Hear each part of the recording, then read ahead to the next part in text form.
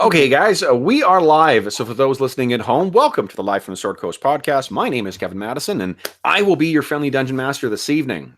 Tonight, we are carrying on with session 3 of our ongoing campaign, playing Cubicle 7's very cool Warhammer Fantasy Roleplay 4th edition. And with me tonight are the stars of the Warhammer campaign. I'll go the order that I've got you guys on the screen here. Why don't you tell us who you are and who you're playing? Start up, Greg. I'm Greg, and I am a human flagetant. And so far that means that I apparently have no fear, but I've yet been unsuccessful in getting myself killed. Yes, you have smashed a demon statue. But not through a lack of trying. No, definitely not. Hey, let's see what happens when we smash this edifice to chaos. Next up is Dave. Hey everybody, I'm Dave at David J. Forte on Twitter and Instagram, science fiction fantasy author, and I'm playing Hari Radar, who's a protagonist, not to be confused with somebody from one of my stories. But tonight we're doing a little bit of Froster and Warai, because it's Friday. And it is the day after Dave's birthday, too. Oh, yeah, right. Level 45. Level 45. His way. Well, I was going to make the joke that you're 25, but... Oh, well, thanks. Yeah. And last but not least is Jeffrey. Hey, everybody. I'm Jeff, and I'm playing Werner, and he is a river warden. Jeff, I need you to just change your camera just a scooch to your right. So camera left. So I bumped it, probably. Yeah, just a bit out of frame there. Perfect. Yeah. And tonight... I'm drinking some Johnny Walker Green Label. Green Label? Whoa. Yeah. Where does that fit in the hierarchy of Johnny Walker? I think it's somewhere in the middle. Like above black but below blue? Probably, yeah. Yeah? I don't know. I don't honestly know the rankings. Interesting. Well, I am being a giant loser again and rocking my coffee and lemon water. But I got look at this. Woohoo, coffee. Yeah, nice. I got this great, I don't know, Japanese teenage John Wick mug. Nice. Oh, boy. Okay, so, but where we last left our heroes was successfully defeating a kind of surprise group of cultists at the that roadside inn. And then we left you with you guys meeting up with a bunch of river wardens and whatnot. I did load, a map in here. I forgot to load a better map. Let's see here. Did I? Nope, I still haven't loaded a better map. So I need to do that between now and the next session. I loaded a bunch of other shit in here, but not this. So you guys at the time had been traveling to a city called Ubersreich. And Ubersreich is a pretty big town. It's actually a town, not a city. But it's a town that is distinguished by a couple of things. One of which is that it has a fairly large dwarvish population. And as a result of the reason for that is because there is one of the largest dwarf communities in the region, a place called Karak Asgaraz, is near you guys. And I think that's Asgaraz or Asgaral. Asgaraz. I got it right the first time. Sweet. So what we're going to do is well, you guys gained XP from the last couple of sessions, and we just got a bunch of nice. There we go. If you need some reading while we're playing, there's some Johnny Walker information now in the chat. Wow, that's awesome. Okay, so the you guys have gained experience points in the last couple of sessions, and for those listening at home, if you're unfamiliar, XP works kind of like a character building resource in this. It's not just gaining XP towards a certain level or tier. But I don't think any of you guys have spent your XP yet. Is that right? No. I spent some in the first session. Oh, did you? Okay, cool. I think so. Yeah, because it's showing me as having... Oh, we were going through that before. I think part of that may have been character creation. Yeah, because you guys had that extra XP from character creation as well. Right. So I don't know whether it came from that or not. Dave, you were pretty careful with the tally. What was do you remember what the total XP gained over the past two sessions? I have current 310, spent 95, and total 405. So Okay, the cool. current of 310 is what we've been awarded since. Okay, there you That's what go. I have as well. Yeah, And then so you guys- 95 is what I spent in character creation. Okay, perfect. So you guys will have 310 in XP to spend if you want as well, because we are going to indulge in another little subset of rules from this that I really like. This, like a lot of more modern games, and in particular, reminds me of the Conan game, where there are specific rules for downtime for what happens. There's a mini game kind of that happens in between sessions. Oh, nice. Yeah, I like it a lot. So I'm looking on page 192 of the core rulebook, and what I'm going to get you guys to do is why don't I get the birthday boy to give me a D100 roll, please? Let's see what the event was. The ancient red dragon arrives and burns us to crisp. I thought you were going to refer to yourself as an ancient red dragon. Mission accomplished. Oh, my character is transformed into an ancient red dragon. Yeah. TPK. Here we go. There we go. It's 45. Glorious weather. Glorious conditions inspire you and give you cheer. You can add a new short-term ambition. When it's concluded, you don't replace it with a new one. And you may recall that the short-term ambition is basically a way to work towards getting an XP reward. So if... add a new or replace the existing. Is that how do you read that? No. You keep the one you've got. So, and I honestly don't know whether we really dealt with this in the first. Like we talked about this in the abstract, I think, when we created our characters. Now that we've got a full adventure under our belt and we're masters of the system, in the sense that we're probably going to make a little bit less mistakes than we did before. Let's talk about what those other aspects are. I mean, I guess the other thing is I'm a firm believer that the characters really don't come to life until you see them at the table and see how they react to the other players and see how you decide to play them as well. I think we all have a better idea of who these guys are. I was going to say reprobates, but we do have a devout follower of Sigmar in our number. So it's not that. So the things to think of for your ambitions, I'm looking at page 40 and 41 here.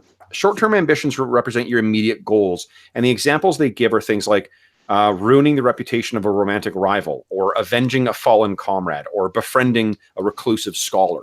So if there's something you were kind of trying to do in the short term that is a more direct, attainable goal, that's what you would have as your short term. And your long-term ambitions are goals that you need to work for over months or years, and that's stuff like owning your own coaching inn, building your village into a thriving town, or ridding the colleges of magic of elven influence. Awesome that they give one of them as a completely racist. Yeah. Welcome to Warhammer. Yeah, true. Yeah, that's right. Like dwarves and elves, the sort of like friendly, playful rivalry between the dwarves and elves in the Lord of the Rings films is not the way it is here. This is more like fucking like weapons drawn blood feud between elves and dwarves. Okay, so now I'm not sure if you guys had decided on any short-term ambitions or long-term ambitions for your characters, but we could maybe you had? Yeah, I have written some down. Okay, yeah, let's I'm going to start taking some notes here. Why don't you tell me what your start with short terms. Who has short-term goals set? Put their hands up. It's like, oh yeah, you guys have all set that? Yeah. I think so. Oh, fucking great! Wow. I think we did during character creation. Okay. they might not be realistic, but hey. My sieve-like memory. Let's go into reverse order here, and then we'll go back. So, Werner, what is your short-term goal? My short-term goal is local renown. Sounds like you said shit-term goal. Shit-term goal. I did say shit-term goal. Okay, so your short-term is getting local renown. So just trying to make a bigger, better name for yourself? Absolutely. Okay. And what about Harry? Mine's a little more measurable. Feed 20 children. Feed 20 children. Well, that explains why you took me on. Huh. What? That's interesting. Is that real? That is real. What is what's the rationale behind that? Just with his upbringing, and he wanted to try and make the dark world a better place. That What are you is feeding the really children to? What's that? What are you feeding these children to? To the forces of chaos. Come on. Okay, That's it. That's really interesting. I like that's, it. I mean, that's an aspect to Harry that I would not have guessed. Cool. And how about Gerhardt? So this is why obviously I'm hanging out with Harry, because mine was find a reliable source of food. Gerhard, here's another acolyte for you to train. There we go. So Gerhardt's lining up with the orphans in like dwarf style with his sandals on his knees. Yes, Please serve food. that's right. Okay, cool. What about long-term goals? Have you all got long-term goals set as well, or long-term ambitions? Yep. Yeah. Okay, cool. We'll do reverse order. Gerhardt, what is your long-term goal? Well, I failed Sigmar in the past because clearly I'm incompetent when it comes to like joining him in the higher realm. Right. So I'm trying to redeem myself for a past failure. Oh, nice. Past failure. Is that the thing that drove him to become a flagellant? Yeah. Ooh, interesting. And Harry, what is your long-term ambition? Is to rob the Baron of XYZ, because I didn't know the map very well, of like a month's of taxes. Okay. You are Robin Hood? Ha ha! You figured me out. I am Harry the Hood of Robin. Harry the Hood. And what about Werner? What is Werner's long-term ambition? World renown. World renown. Excellent. For what? Does he care about what for? Or is he just a He glory hasn't hound? figured that out yet. Thanks. Okay, so then I guess what this means, guys, is because of the amazing good weather that you're enjoying in Ubersreich, you guys can actually add a second short-term goal to your list. Okay, that was for everyone. Yeah, for everybody. Yeah, then what we're going to do is decide what you guys have. I can't remember what they call the actions. Let me just turn back to that again. Can I just say that I fucking love the art in this book? Yeah, it's pretty good. It's so good. Like, just really beautiful. And some of the fonts are really nice too. Totally, yeah. Like it drips evocative flavor. The maps are amazing as well too. Cube 7 does really nice stuff. They're what do you call it? The One Ring things. I'm like you. I've been grabbing them all as they've been coming out, and they're so beautiful. Yeah. Well, even the art and the margins.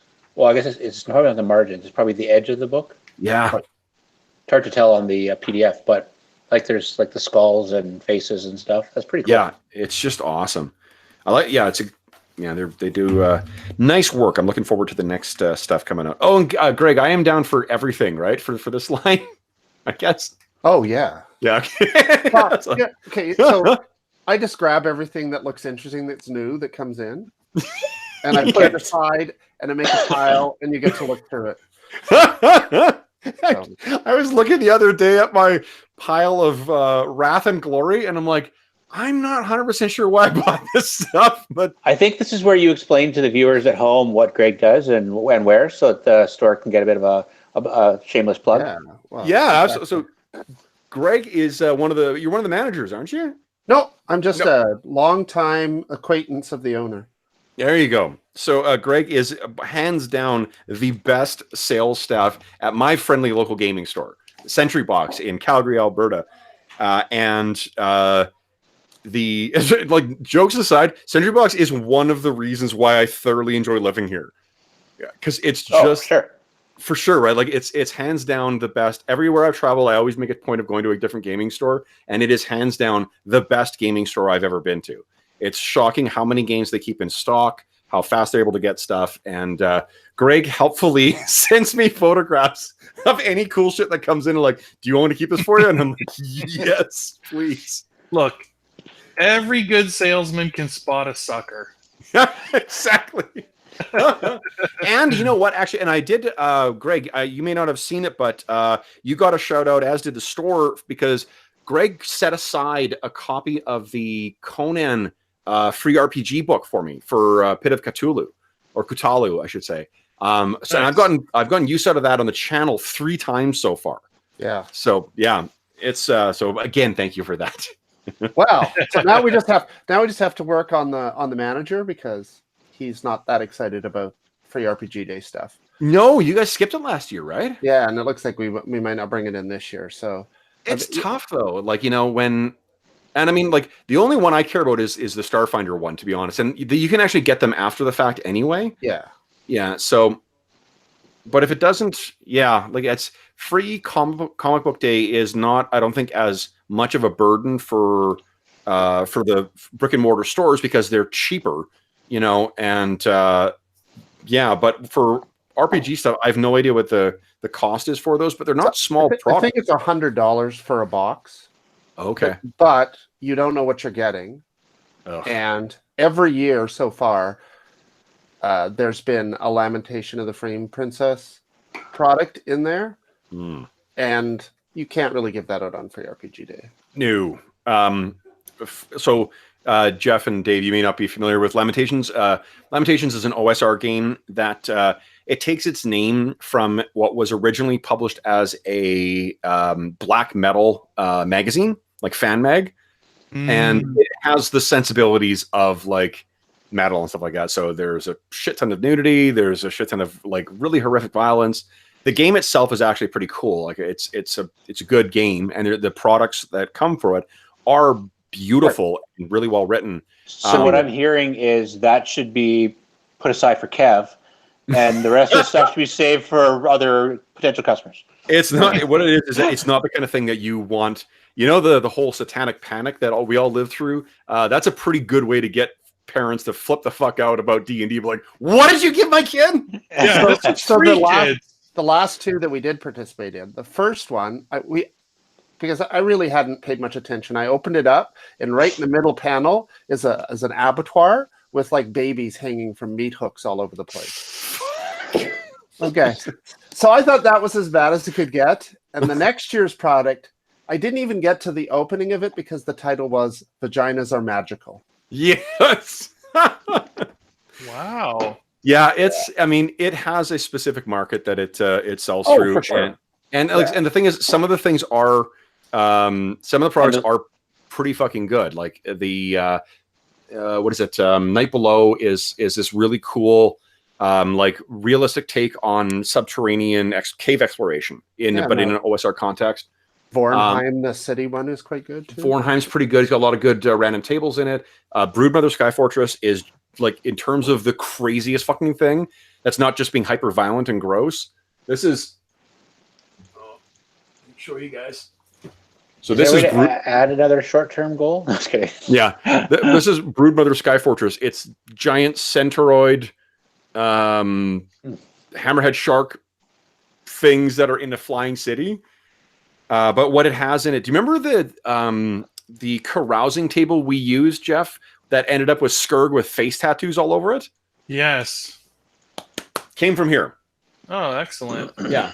So some of the products are great for that, but the adventures are insanely deadly. They have distinctly adult content, like adult sensibilities, and sometimes they seem to be shockingly, either gross or like gore wise, or just insanely over sexualized for the sake of doing that. Right, not appropriate for free RPG Day. No, and then when Wizards dropped out, and I don't know, I having not seen it for a while, I thought Pathfinder dropped out as well, right? Because they were doing those Goblin adventures. They switched it over to Starfinder because they did. Last year was Skittershot, so it was all Skittermanders doing. Yeah, and then this year's same thing too. It's Skitter something or other. Right.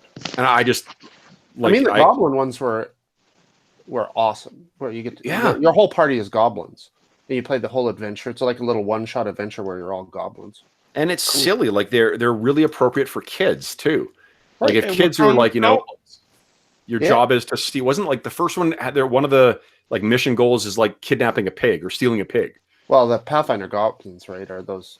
They're just Stewie Griffin that's afraid of horses, loves fire. That's totally it. Right. So I mean, like, I think that the first adventure starts off with you getting handed a torch you can only imagine what like chaos ensues after that, right? Yeah. Yeah, it's pretty good. Oh man. All right, so we let's see here.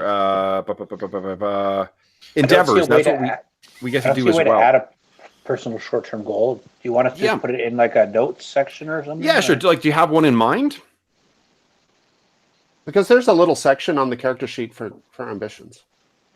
It's right below the fate, resilience, experience.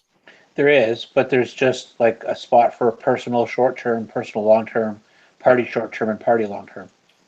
I'm trying to expand it or make it add one, but there doesn't seem to be a drop-down or edit. Oh yeah, there's not an opportunity to add. Okay. Right, there's kind of just one slot. Can you put a slash? Yeah. That's what I did. Like, just put a slash and then... So what is your other short-term goal there, Gerhard? Oh, I'm trying to escape poverty. Not accumulate wealth, but have the means to carry on with my larger mission. Okay. So he's recognizing that, you know what, if Sigmar is calling me towards something, then perhaps the me in continually living as a beggar is not the right goal. Right. Okay. What about Harry or Werner? Do you guys know what your new goal is, thanks to the lovely weather? Yes, and also partly driven by what happened in the last couple sessions. Love that. Kill 10 chaos agents. Ooh, okay. 10 agents of chaos. That's awesome. I love how yours are like so noble and mine are so superficial. What is yours? Get a new hat. They want to get a makeover. Yeah. Wants to get a new look that will help propel him to his world renown. I think what we need is those red Night Goblin hats. Maybe he wants a distinguishing thing, Kev. So maybe it is a new hat. Maybe it's a red cape. Maybe it's a an S on this cape. He wants something. Okay. S on his cape. So when you say for signature outfit kind of thing, blue tights, red and yellow S. No. So here's something I just... for your dog. I did not realize this, and this is something I fucking love about this. And this is something similar to Conan. And actually, it's similar to Adventure Conqueror King. So after you've rolled on the events table, you can spend the money you earned during your last adventure using the normal rules. Then, after completing all your endeavors, all money held by your character is considered spent. All of it. Silver lifted from a burger's purse, gone. The booty liberated from pirates, also gone. That troll hoard you raided, gone too. All of it. I love that. Like, I love keeping you in a perpetual state of pennilessness. That's awesome. What happened to it? We didn't get any money though last time, did we? No, because I'm a stingy DM. I still have 29 brass, so there. I think you guys, this is the old world. So you succeeded by convincing those road wardens that you were not the actual bandits themselves. Okay, so that is just awesome. Wow, I love that. I actually might steal that for Astonishing Swordsmen and Sorcerers. But the guys can't wait. Okay, so then what each of you will have time to do while you're in Ubersreik as well is to indulge in one endeavor. The endeavors start on page 196, and there's a list of first some general endeavors that you can do, and then there are class-related ones. And you remember that in addition to your profession, you have a class, and the class-related ones are restricted to if you've got any XP invested or time invested in a career that fits in one of those classes. And I think, what are you guys? Are you all warriors? I thought someone was I'm a ranger. I'm a ranger. Class? You're a ranger? Okay. Yeah. I don't know. I'm a river warden. I don't know. Top right-hand corner. I'm a river folk. River warden's on page 95. Okay. That's my class. Oh, river folk is your class? That's what it says. Okay, yeah. So then latest news is the class endeavor that you could do. Rangers can do combat training, can do latest news, and that's it. And then what are you, Harry? Are you a rogue or a warrior? I think I'm a warrior. You're a protagonist, right? Pages. Yeah. There we go. Yeah. Warriors, page 113. Wait. We're on 196? Page 190. 200 is the class endeavors. Yeah. The general endeavors start on 196, and the others. So I'm just looking at my character, though. So I'm a braggart. I'm not even a protagonist yet. Is that correct? Yeah, you're a braggart because you are the first level of it. Yeah, so you're a warrior. Sorry, folks. I'm not even a protagonist. I'm a braggart. Well, So. there's your new short-term goal. Become a protagonist.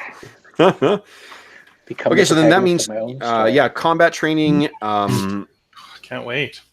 Ooh, is the other one. So then the other endeavors that you guys can indulge in are animal training, banking, changing a career, commission, consult an expert, crafting, invent, training, or unusual learning.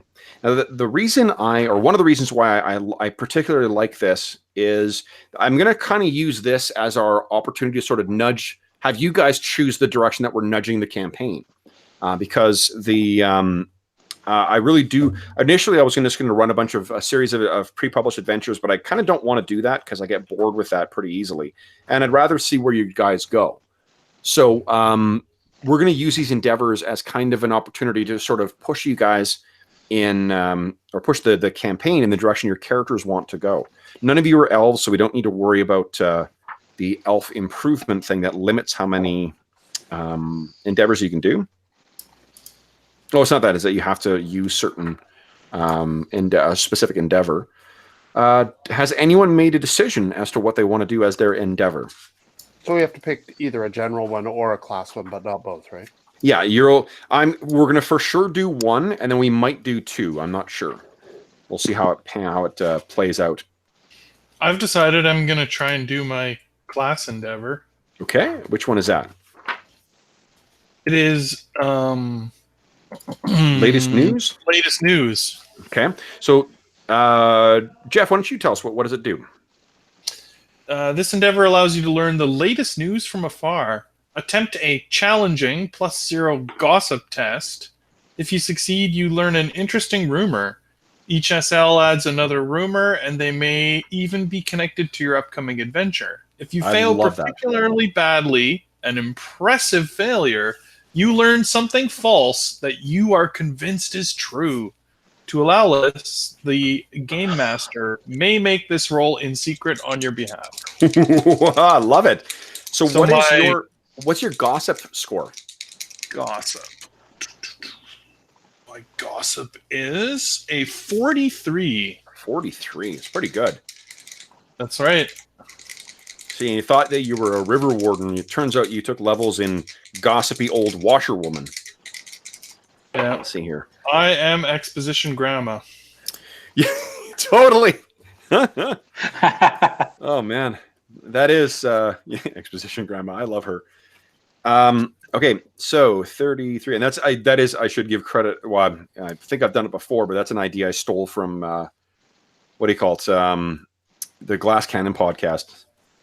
They have a guy who walks on screen named, I think it's Exposition Tom. He's like, "Hey guys," and then just says a bunch of shit and then walks off.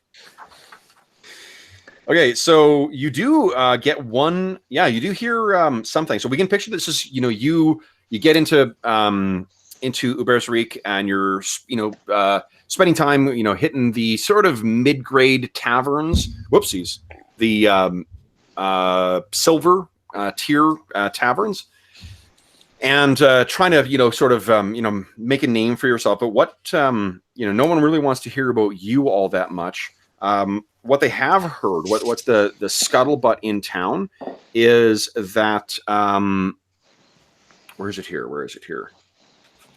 The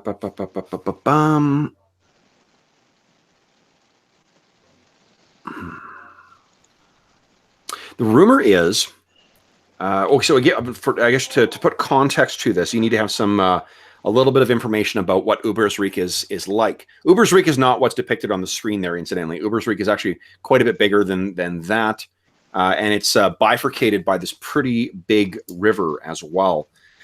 Ubersreik is a free town of medium size situated on the river Teufel, a little downstream from the Grey Mountains. The town sits astride an important bridge where the road from Bogenhofen, or it's actually Bogenhofen, to Dunkelberg crosses the river, and trade flows along the road as well as downriver to Auerwald.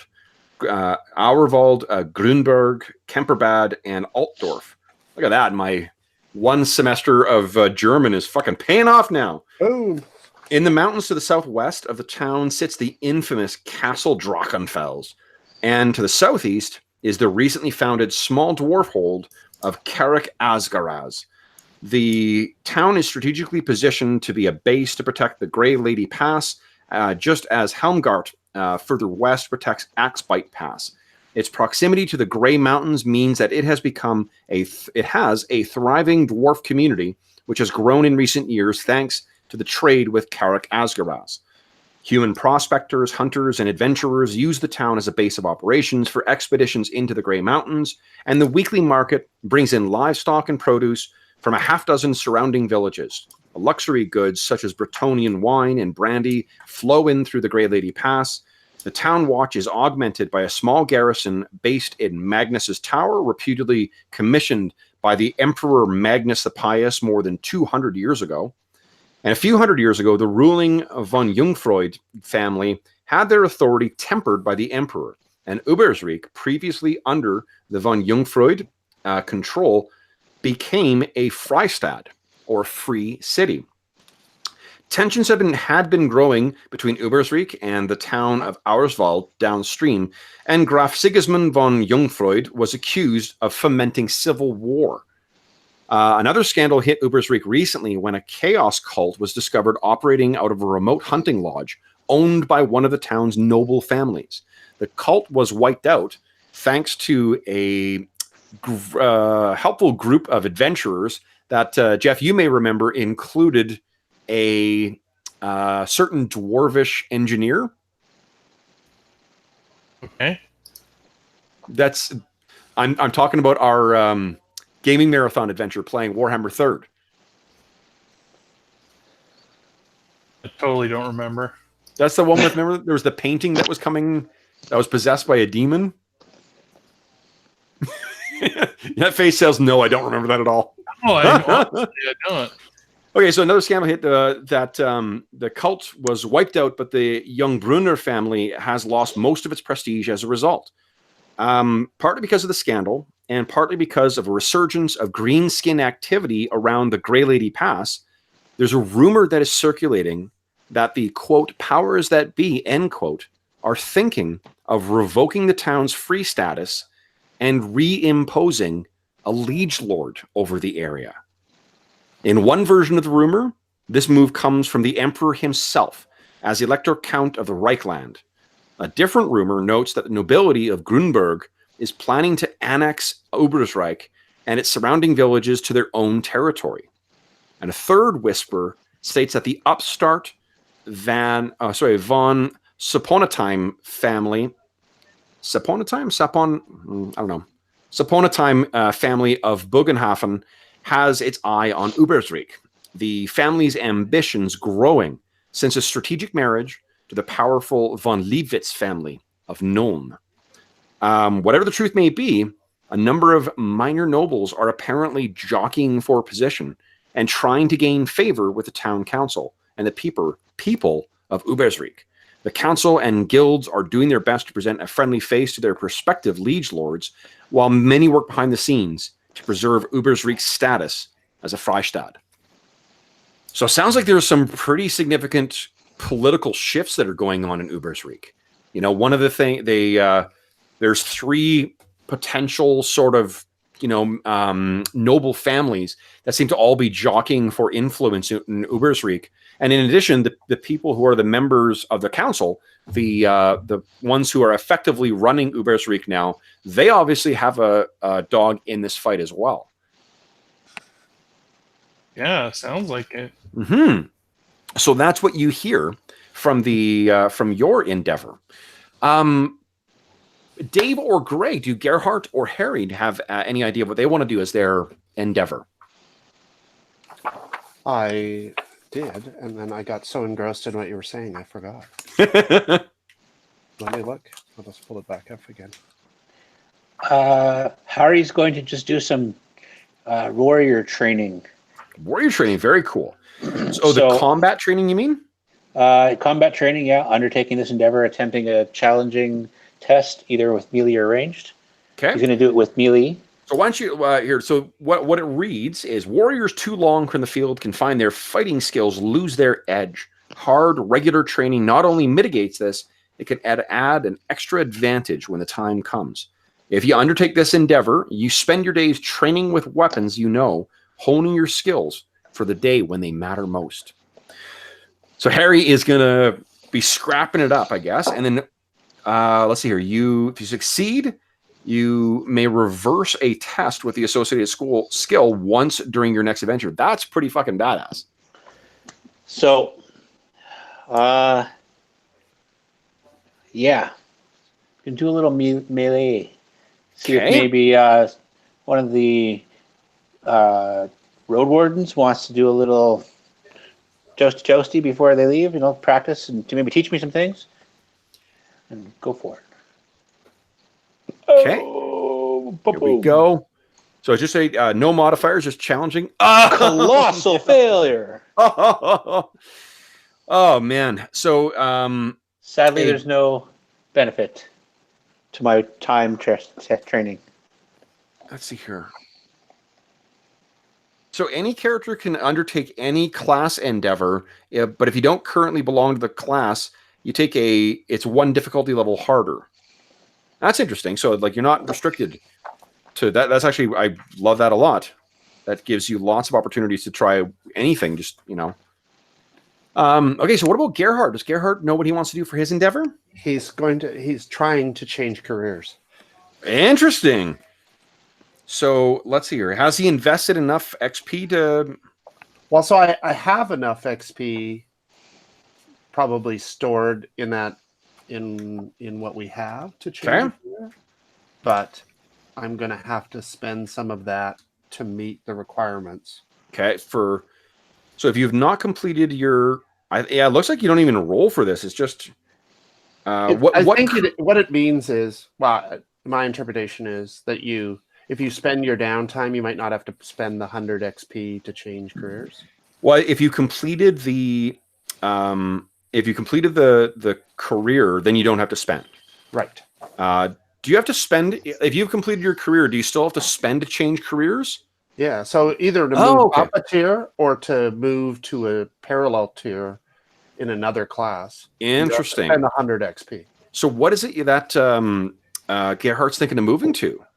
Well, I'm trying to become more formalized, and I was looking at moving to Warrior Priest. Nice. That is pretty fucking cool. So let's take a look at what this would look like. Because actually, let me get handout going here. I may have spent last night fucking around on Google Image to upload a bunch of images for me to potentially use her. Cool.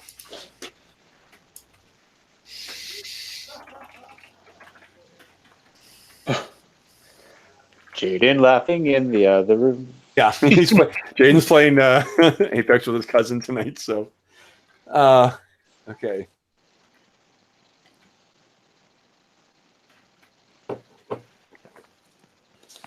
All right, so here, guys, let's take a look at what a Sigmarite priest looks like. That is the signature fuck-off hammer that they typically use. The iron band that they wear around their circlet that they wear around their heads as well, and the general stern, pissed-off look. That's Sigmar in a nutshell. That's right. Although one thing, so here's an interesting thing. I was reading, just because I didn't know much about the Age of Sigmar, and Cubicle 7's putting out an Age of Sigmar game as well. So I was like, all right, well, I'm going to learn about the Age of Sigmar setting, and the way they describe Sigmar in that, and like the end times kind of stuff, like transition from the one to another. Sigmar is like an actual loving version of the Emperor from 40K, from Warhammer 40K, where he's super powerful, he's protector of mankind and whatnot, but he actually, can forgive. He's not insanely dogmatic. And I kind of like that idea of Sigmar in this too, where he's like the chaos hammer and whatnot too, but he's not like not everyone has to be in the Warhammer world, or at least our version of it has to be that like insane caricature that is presented in some of the most extreme stuff from this. Right. So that's what it would involve, a warrior priest.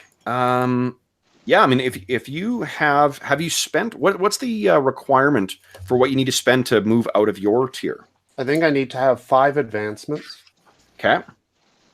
Just completing a career says, 5 advancements, and I have to upgrade a talent. Okay. And take it, you've done that?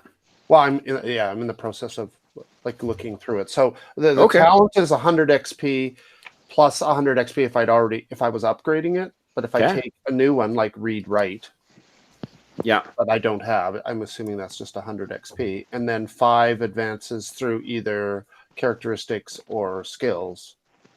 I think probably we have enough XP to do that. Yeah, absolutely. So narratively, like what happens during this period here? It sounds like Gerhard has been thinking about this for a while. He's had the trip from that roadside tavern to get into Ubersreich. What's the precipitating? Well, I think obviously, depending on the amount of time that we have downtime, I'm assuming there's some substance to it. I'm going to go to the Temple of Sigmar in the new town and pledge myself in whatever way they will accept me, right? Yeah. Try to work towards becoming a novitiate. Okay. So having become an actual foe, like an actual foe of chaos, you've faced not only the subhuman beastmen, you faced off against a corrupted sect that was trying to worship some kind of blasphemous power. That seems to me more in the vein of the actual priests of Sigmar rather than the flagellant, which it seems like a more, other believers may see it as a very selfless thing, but I think it's probably more selfish, because you're really just focusing on what you're doing to yourself and your own personal connection with Sigmar, whereas the priest is actually taking up arms against the actual foes of mankind, right, and foes of the Emperor, right? The issue, I think, with the flagellant is, like, even if you just go by the description, right, they like roam the world in huge packs, just sort of erratically, going after aspects of chaos. Yeah. So that, I think, for me, was a little difficult to justify in a external, like a party format. Sure. Right. Okay, cool. So so that's maybe the while you'd initially hired on as sort of just the not more hired muscle for this thing. Maybe you found purpose in, because I don't like the way. Other things I was thinking about when I was reading through the rulebook again this week, they're really cryptic about the forces of chaos in the core rulebook. And I kind of like that being the way, like, it's not like everyone knows the fucking names of all the chaos gods. Like that is forbidden knowledge, the names of the actual chaos powers and what they do and what their, underlings are like. As far as the characters in game are concerned, all that shit is unknown. We know it's horrible and it's a touch of chaos and it leads to corruption and death and, whatever.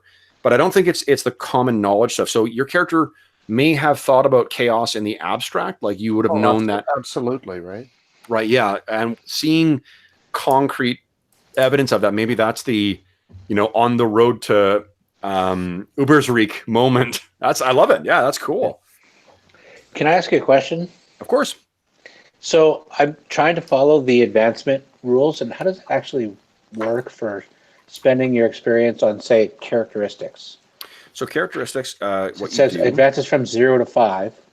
So that's the number of times you've advanced. Okay, so that is on like the third row? Right. So if you put a 5 there, that's costing you 25 XP? So the first, I think each one costs you 25. Yeah, each one costs 25 for characteristics. Right. So let's say if you started the game with a weapon skill of 33, and then you added if you add 1 to that, it's going to cost 25. The next 4 are going to cost 25 each. Then when you add your 6th one, then it'll start costing 30 per point. Okay, I see what you're saying. So if because I was trying to follow what Greg was doing. So if Greg did 5 upgrades, that's like taking up one thing up 5 points, or adding 5 individual points to characteristics. It's each advancement counts as a specific point going up. Okay. So like if you added, like if you lumped it all together, let's say you wanted to add 5 again to weapon skill, and those are the first 5 you're adding, it would cost you 125 XP. Okay, I see what you're saying. Because those first 5 points, and then after that, the next 5 points would each cost 30. So if you did all those in one lump sum as well, it would cost you 150. And so characteristics are super expensive to raise. It's like if you're trying to fulfill the 5 advances, like skills and so forth, are a much more efficient way. Mm-hmm. But if you're just trying to make your character permanently better, that's probably like if for my guy, if he's doing a lot of fighting, and they have to come from in your class with the symbols with the cross swords. So those are your are your class ones, right? Hold up, I think that you might be able to spend outside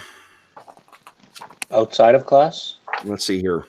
Oh, you can, but they don't count towards your career advancement. Right, that's the way it is. That you can spend that. It doesn't count towards the 5 you need to hit your next. Like if you spent 5 advances just in your career, Harry, in either skills that are career skills, or talents that are career talents, or stats that are career stats.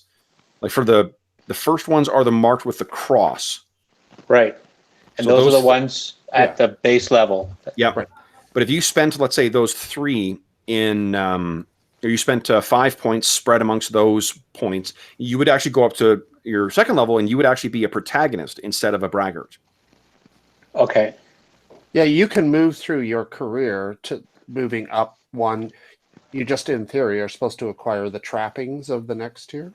Oh yeah, right. You got to buy that shit. Right. So then sorry, go ahead. No, I'm just saying because of the way the money system works, right? It's difficult to accumulate things, or like, so if we get a bunch of money, it goes away, right? So we can't save for it's hard to save for things. So you got to like buy piecemeal. I bought the leggings. You know what I will allow, guys, is because I didn't award any loot last time, and part of that was because there's not really clear guidelines in the game as to how much or how little. Why don't we assume if you guys are either going up a career or going across to a new one, you will gain any of the trappings that you're missing. Okay, so that's the the owner of the tavern thanking you guys, and they gave you some money and you invested in that stuff. Okay.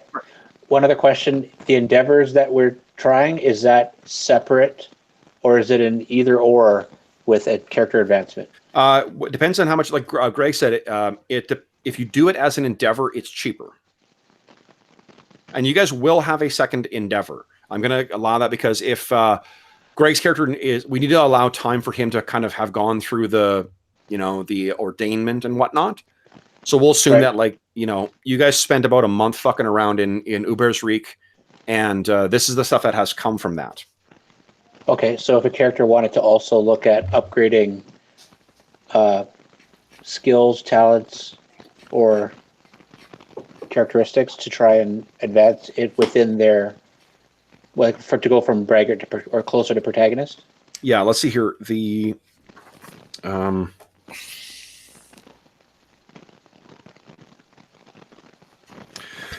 So it's 100 XP to enter the new one if you're not doing it as an endeavor. But if you do it as an endeavor, it costs you nothing as long as you've spent the necessary points. So I just need to spend some points. Well, again, you're going to have a second endeavor unless you've got some other endeavor you want to do. No, not really. I would just want to try that one. Okay, so yeah, I mean, you could try that one again. You can do it twice. Okay. So you could do the warrior thing. In which case, then it would cost you 100 XP to go up from tier 1 to tier 2. Does that make sense, Dave? Yeah. Okay. And the other way to do it is to upgrade your character. Well, no, regardless of whether you have, you have to have the advances in order to qualify for it. Right. So that's a guaranteed thing. And then what I need to do that. Yeah, and then what the option is whether you're spending 100 XP to upgrade to the next thing, or whether you're spending an endeavor just to go up to the next one. Yeah, Okay. the most expensive is the talent, right? So after the 5 advancements, you also have to either improve a talent that you already have, or take on one of the talents listed that you didn't take from Within the your character. original class. Okay. Yeah, and that's 100 XP. Or if you're upgrading one that you already have, it's 200 XP. Okay. Yeah, and if you haven't completed your current career level, it costs you 200 XP. Yeah, you can just arbitrarily say, hey, I don't want to be a river warden, or I don't want to be a, whatever class you are, and just drop 200 XP and just switch to a new class. Yeah. Without meeting any of the requirements, I'm guessing. Toughness. I just clicked on T so I can figure out what T was. Oh, sure, yeah. I'm not actually making rolls. It's like, so Jeff, what about toughness, Werner? agility- What is Werner going to be spending his XP on? Is he staying as River Warden? Yeah, I think he's gonna remain. In fact, I was thinking my second, what were these things called? Endeavor. Endeavor was to earn money working as a river warden. Okay, sure, yeah. Like, he'll be spending this time working as a river warden. Okay. He's got a slightly ulterior motive. He's using it to check out some of the more scandalous characters that traverse the river, or people from out of the area, and he's looking for sort of a hint or an idea on what this, item or transformation that he could do for himself would be. So he's checking out their garb. He's inquiring about items they may have. He's not doing a great job of being a river warden. I don't know if that. I don't think he was Kind of setting the rules that I should tell you how he's working in case it affects how you want to decide how it plays out. No, I love that. He's so not doing a very good river warden earning job. money with your status, that means you give me a D10 roll. That's how many silver shillings you will earn. Okay. D10. Oops. Oh, that'll still work. Come on, big. 9. Yes! An 8. 8, nice. Okay. And that seems to survive the money to burn thing. So that will carry through into your next adventure. Nice. Well, I think it's from the way it's worded, it's kind of like that adds to whatever we maybe earn in the next adventure that I can spend, maybe. Yeah, so like not this, it's not stuff you could spend this adventure. It's stuff that you can carry forward into the next one. Right. And I'll also put some money in your pocket as well. Cool. What about XP? What is Werner? What are your thoughts in terms of advancing him? Okay, so let's see here. What the heck? So how do I advance him? Do I just spend on his class skills as a river warden then? Well, if you do that, they count towards your advancement. That's what we were talking about before, was that if you make 5 advancements in your career, so either the characteristics that have the cross on them, or one of the talents listed under there, or under your career, or one of the skills listed under your career, those count towards your, advancing your level. If you do 5 of those, then you can spend 100 XP to go up to the next level, next tier in your career, or you can move on to a new career. No, I think for now he'll remain working on river warden. So okay. I should. Where's this page? River warden. River Warden's on page 95. 95. Okay. Yep. So, you know what? You would actually go up to silver 2. If you were able to get up another level. Oh God! And you'd gain a pistol with 10 shots. Yeah. So sometimes upgrading your class changes your sort of economic level. Okay, so that means... So I should be spending on the skills that are listed here? Is that what you're saying? So like athletics, dodge, endurance. Yeah, like you're free to spend on whatever the heck you want. It's just that the advancements that are necessary to go up a tier, those have to be within those career skills. Okay, so let's just say athletics is something I'm going to spend on. Yeah. So how do I do it? So Right now, my athletics is a 5. If your athletics is currently a 5, that means the next point will cost you 30. So each additional point would be by 30. If you wanted to raise it to, say, by 5 points, that would cost you a total of 150. About half my experience. Yeah. I mean, you can do it a 1-by-1 basis. It's 30 points for each point from 6 to 10. And how much do I have to advance these skills to reach River Warden Silver 2? To be honest, I think you're actually there now. It sounds like if you spent athletics is a career path, You've got 5 advancements in that already. What's the other thing he needs, Craig? Talent. He has to improve one of his talent. Either add a new talent or... Well, I guess it's add a new talent because I don't think you can improve a talent. You're just buying the talent outright. Yeah, so it would either be adding strong or one of strong swimmer, strong back, very strong, or waterman. And I think the one that I have right now... Where are these? Oh, I'm very strong right now. Okay.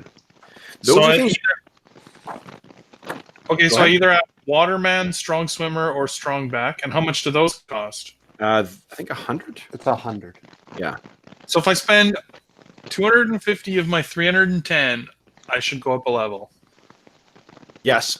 So if you spend 100 on a talent, you've already got the necessary advancements. Then you would just need to spend 100 XP to go from tier 1 to tier 2.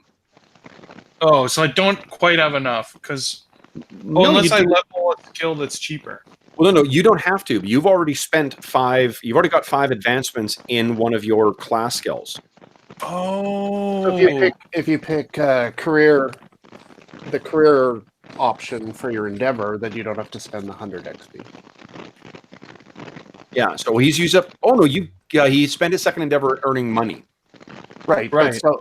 So effectively, he could take the career change because he is earning money because his silver level is changing, right?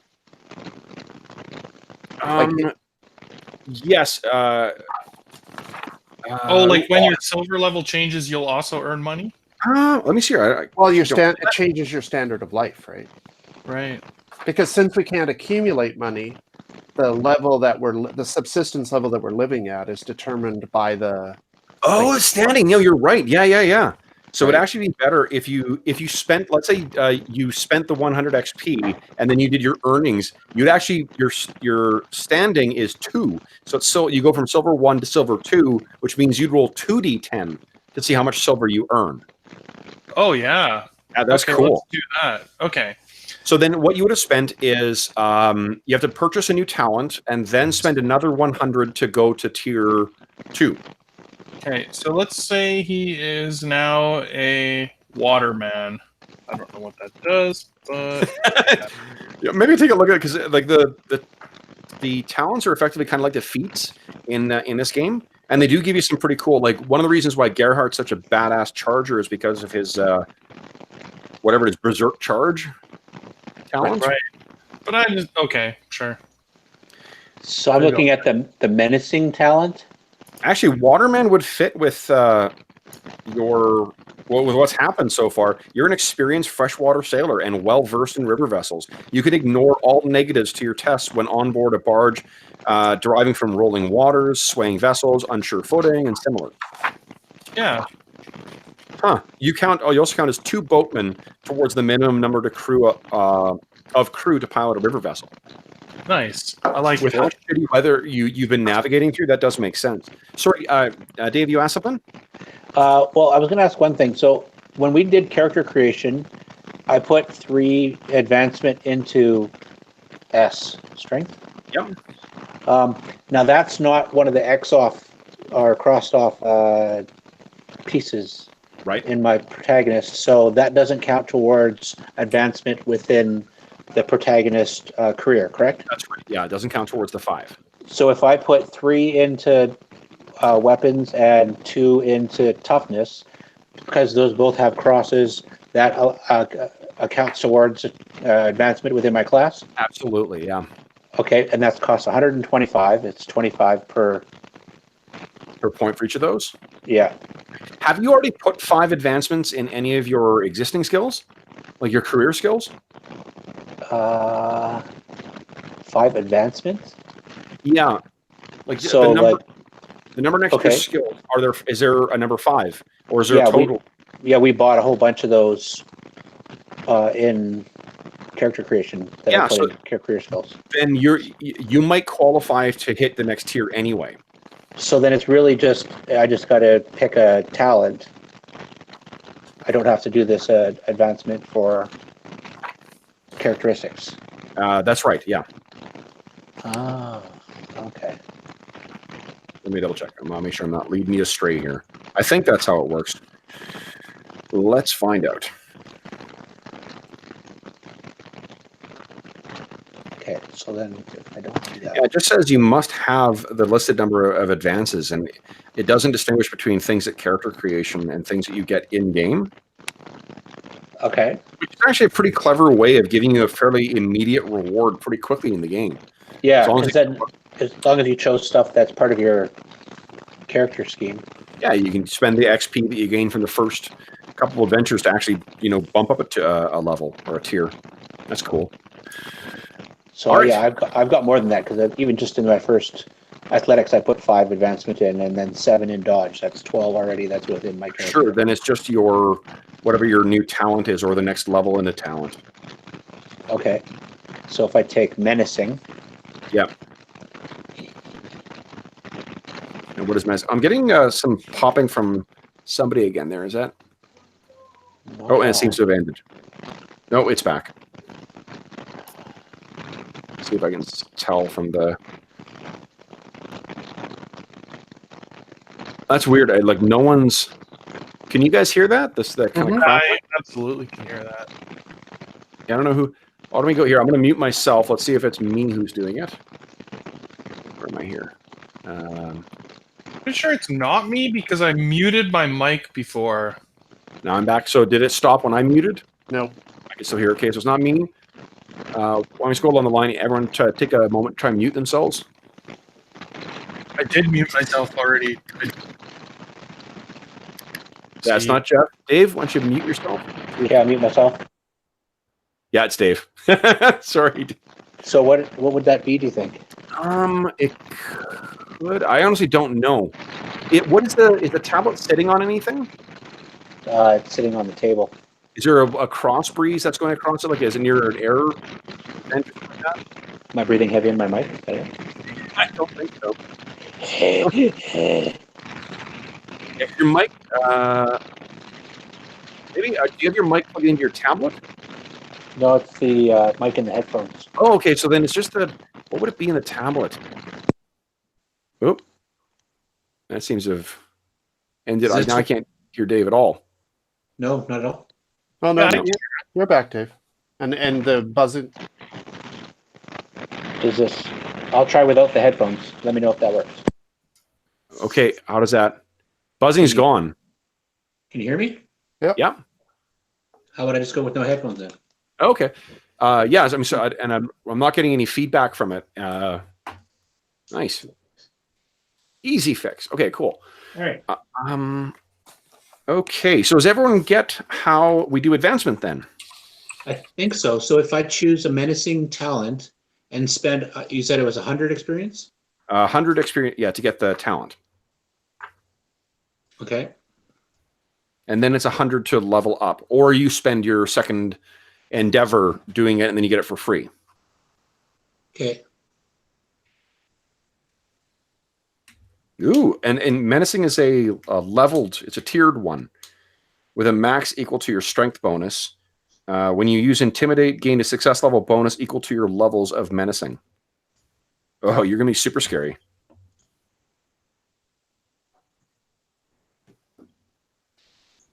And Greg, what's Gerhardt getting? So it changed my primary characteristics. So I lost strength and gained willpower. Okay, cool. And I bought 5 advancements in heal. Okay. And, Super helpful. And I bought the talent read write. And what else? Oh, did you take Prey yet? I haven't yet. So Cool. that's We're one a of the, spellcaster. Oh, that's so cool. that's one of the things that so that's a Prey is it's a skill, right? Yeah. Yes, and I think it's an advanced skill, so you can't use it unless you're actually trained in it. Correct. Is that right? Yeah. Magic, blessings, miracles, and yes. Yeah, which is super awesome. I love how evocative the different like the different divine magic stuff is in this game. That is super fucking cool. I didn't even think that you were going to be able to start casting magic. That's that's great. Okay. Oh, I just had an epiphany. What's that? Well, had I worked on the advancement of my character first, I could have bumped up my weapon skill, which makes it easier to roll under the test, the challenging test for Endeavor. Would you roll? A 68 versus 37? It's still not a pass. It's not even close to a pass. But now I'm thinking mathematically, if I add some to my basic, if I add something to my weapon skill, then I'm making it easier for future endeavors. And for sure, and I mean that makes sense as to why they say, spend your XP, spend your gold, then do the endeavors. Right. It's almost as if they knew what they were doing when they put it in that order, and we completely tested it or something. That's cool. Oh, I'm super excited about getting Spellcaster in this one. That's fucking awesome. So what happens when you level, though? That's the part I don't understand. So I've got the 5 advancement. So now you added a talent. You now have as your career path, you've got more options. Let me see here. Yeah, you change your tier on your character sheet, and then change your tier. Now, yeah, so like up at the top it said career, and then right beside it is career tier. Okay. So you go from being the first one to the second one, and then all those skills that are listed under the second tier, you check them as well. You unlock whatever the symbol is for the next statistic in your career advancement. So I think we go from being a protagonist braggart to a protagonist. Yes. You'll actually jump a whole tier. You're now silver instead of brass. Brass 2. Yeah, so you're silver 1 now, so that's a big change. In addition, in addition to weapon skill, toughness, and agility, you can also level initiative and have it count towards career skills. Yeah, it's across axes is the next tier, right? Or is it the shield? Yeah, that's right. Yeah. Okay, yeah. So that one becomes one of the ones you check off. And so I check that at the top. Yeah. And then you change your skill listings. And now this thing is not what you it's not what happens in the rules as written. I'm just saying we're going to make this change to reflect the fact that this would have been the money you got from that grateful owner. You also replace whatever you've got with your as your trappings, or just add to your trappings what the new things are. If you've got armor, just replace it with the new stuff, assuming that the money, the difference between the costs is lost, but otherwise you can add stuff. So like if you didn't have, say, like Dave, your character doesn't have a hand weapon to start. If you don't have a hand weapon, then you get to add one. Okay. Okay. You may have purchased that already. Oh man, you got a riding horse now. Yeah, a riding horse, a saddle, an attack, and a shield. Yeah. What? I'm a cavalier now. Woo! That's a bunch of shit. And what about the River Warden actually gets a pretty badass thing, because you get the pistol. A lantern and oil, pistol, and a shield. Okay, so just to finish that, so I spent 100 XP on Waterman. Yep.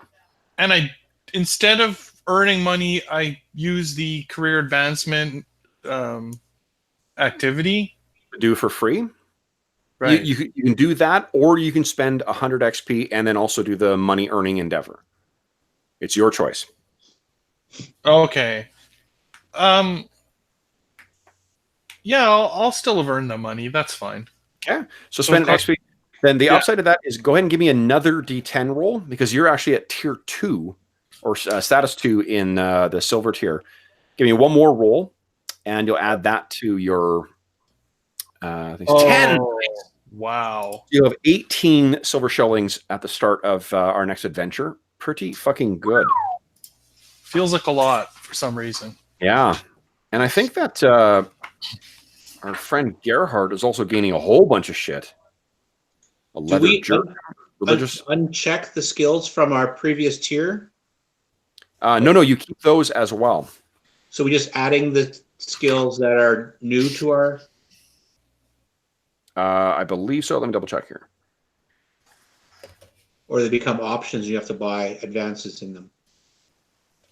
Let's see here. Gaining talents. Let's see here.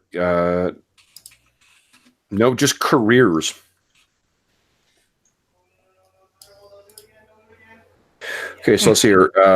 You must have at least one talent from your current career level. Skills and talents you gained from advancement prior to entering your current career count towards this. Huh. So you don't use the old ones? No, like, I mean, the way that I read it is that you just gain what do you call it? Whatever your whatever your talents are, whatever your skills are for the one tier. When you go up, that just adds to the list of things that would qualify as career skills.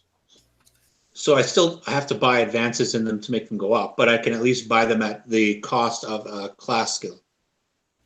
Let's see here. Intimidate language. Yeah, some of these. Oh, you know what? The thing I wasn't sure of is because some of them are duplicates, but I think it's because, like, Melee Annie is a duplicate for the warrior priest at each of the tiers, or the first 2 tiers at least. But you can actually go laterally into a tier 2 career as well. Like, once you hit tier 2, you can actually move to another tier 2 career rather than going back to the start of a career. Okay. So, and that's why I think you give up the check marks from your original career path and just take on the. Oh yeah, if you're changing to a different career, yes. But if it's within the same career, you keep those. Because I don't see anything that says otherwise. You would have effectively no career skills as a tier. Well, remember these are the ones that you have to spend your upgrades on the ones listed within that tier to move to the next tier. But I'm not sure it's within the tier though. It says within the career.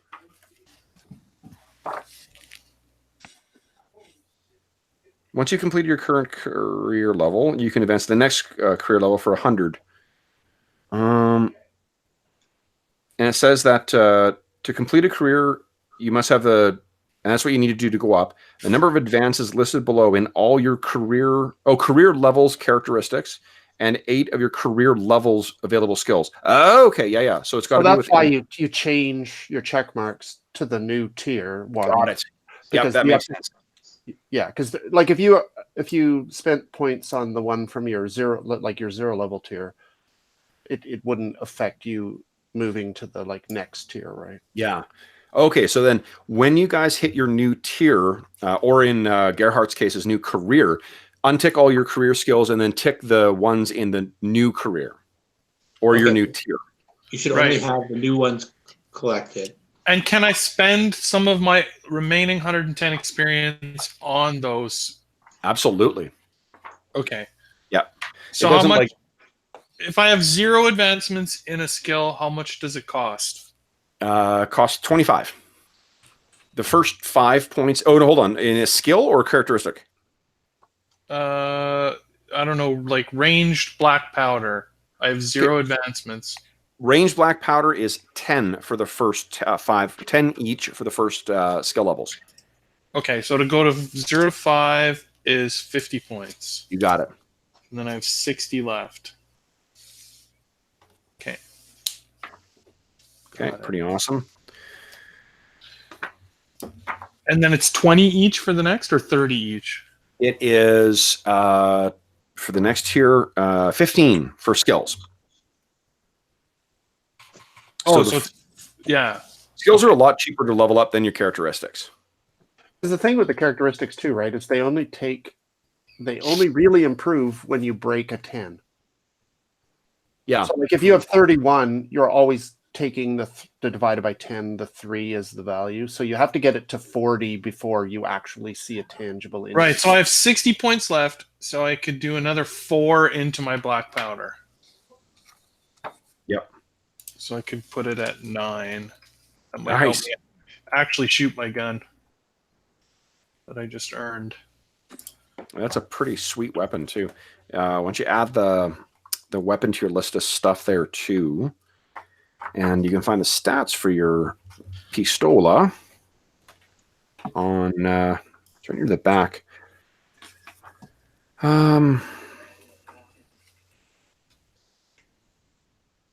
Pistol is on page 295. It's super expensive too. 8 gold crowns. Wow, that is quite the thing they gave me. That is quite the windfall. Your DM should be more responsible with his planning. Gee. Just sell it and retire, Jeff. Yeah, really? Retiring, new character. Okay. Yeah. Well, Ver, I mean, you know what? I think you've achieved your get a new look. If you're walking around with a pistol on your waist, maybe I'm gonna it's give you that short-term ambition. That one's satisfied. So nice. And Gerhardt, you have escaped poverty. If you're living as a priest now, boom. So boom! You guys are going to get XP bonuses tonight. Well done. Pray. Damage. Is there an orphanage nearby? I can go feed 20, I can feed 20 children by, pretty easily tonight. Unfortunately, you will not have time to do that during your endeavor because. Well, hold on. You haven't decided what your second endeavor was doing, right? No, I'm still looking at skill upgrades. Right. Damn. Okay. I am now a pistol wielding pistolero. Badass.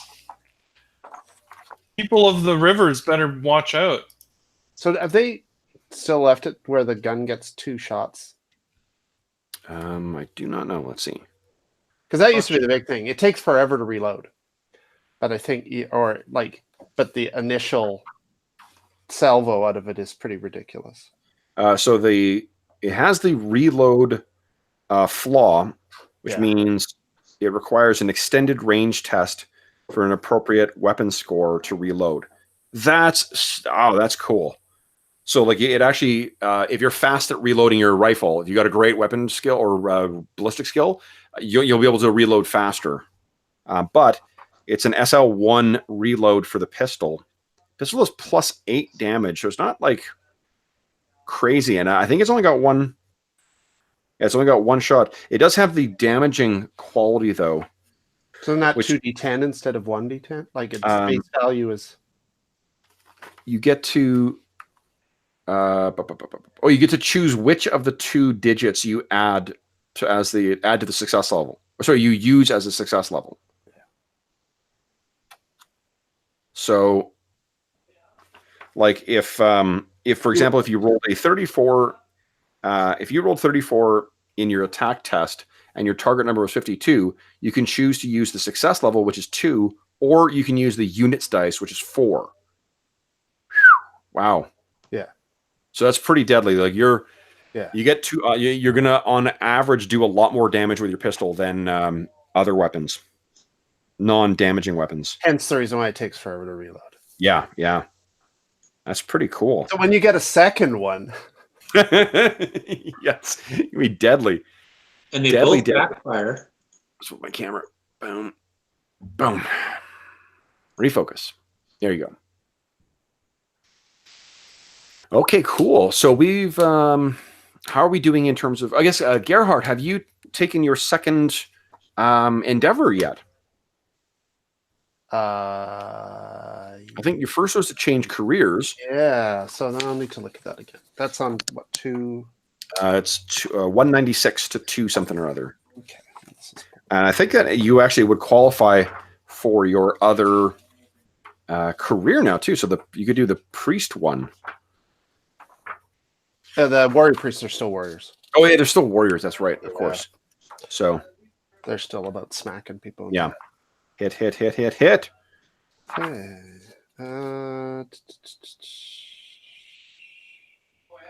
Well, I think combat training seems appropriate. Combat training, okay. So why don't you go ahead and make your... oh, my door's open. That's why it's so loud. I think Emmy came in to see. You know, guys, why don't we take our... We're an hour and a half into the session right now. Why don't we take a 5-minute... I'm going to refresh my coffee and close my door and go say hi to my dog. Sure. That good? Okay. Yep. Ready to shoot some people in the face. Yeah. Guns are awesome. So, guns are awesome. Like, are we going to be outlaws? Is that what you're saying there? I somehow think the River Warden and the Priest of Sigmar are not going to be outlaws. Well, and I'm a protagonist. Come on, man. I was thinking of changing to Bounty Hunter so I could track you down.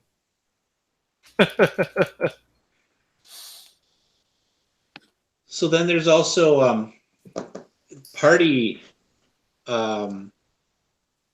short-term and long-term ambitions. Right. Yeah, and I guess I'll probably have to reset my short-term goals. See, I felt like the warrior priest would be more party-oriented than the flagellant. It makes a lot of sense, yeah. Because the flagellant is kind of just a lunatic. Well, I can still be a lunatic. I can be a lunatic focused towards what the party wants to do. Greg, just so I understand, you were saying earlier, to advance to the next level, yeah, I have to increase my skills or talents within my new tier. Right. So I can't go and add to athletics and dodge from the original tier. You can, but they don't count towards career advancement. So I can still add to them. Yeah. I can still add to them, but don't count towards the current. Yeah. So I mean, as we get higher tier, it takes a lot more to advance. So we can get out of our initial tier quite quickly by only having 5 advancements. But to move to the tier above it costs us 10 advancements.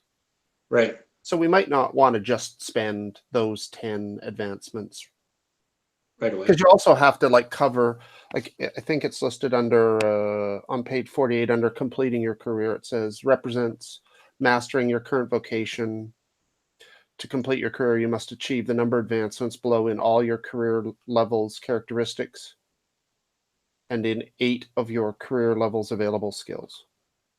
You must also have 1 talent from the current career level and skills and talents you have gained from advancement prior to entering your current career count towards this. So, yeah, we need to have 5 characteristic advancements.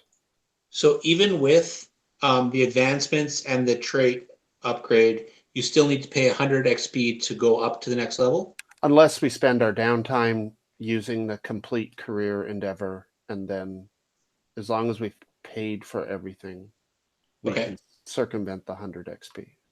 So I can just use another endeavor from my career, and that second endeavor qualifies. Right.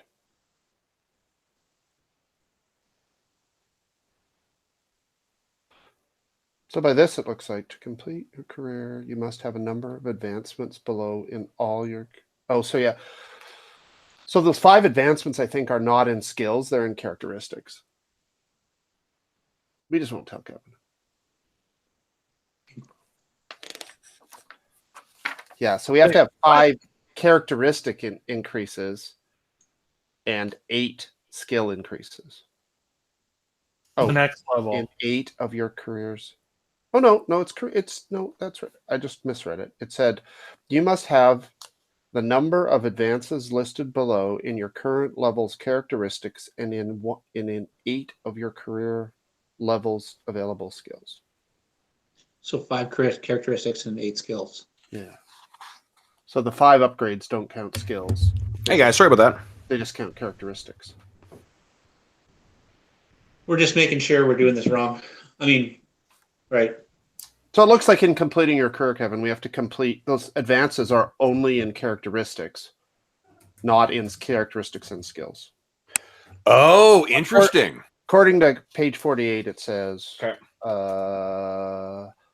You must have a number of advances listed in all of your career levels characteristics. Okay.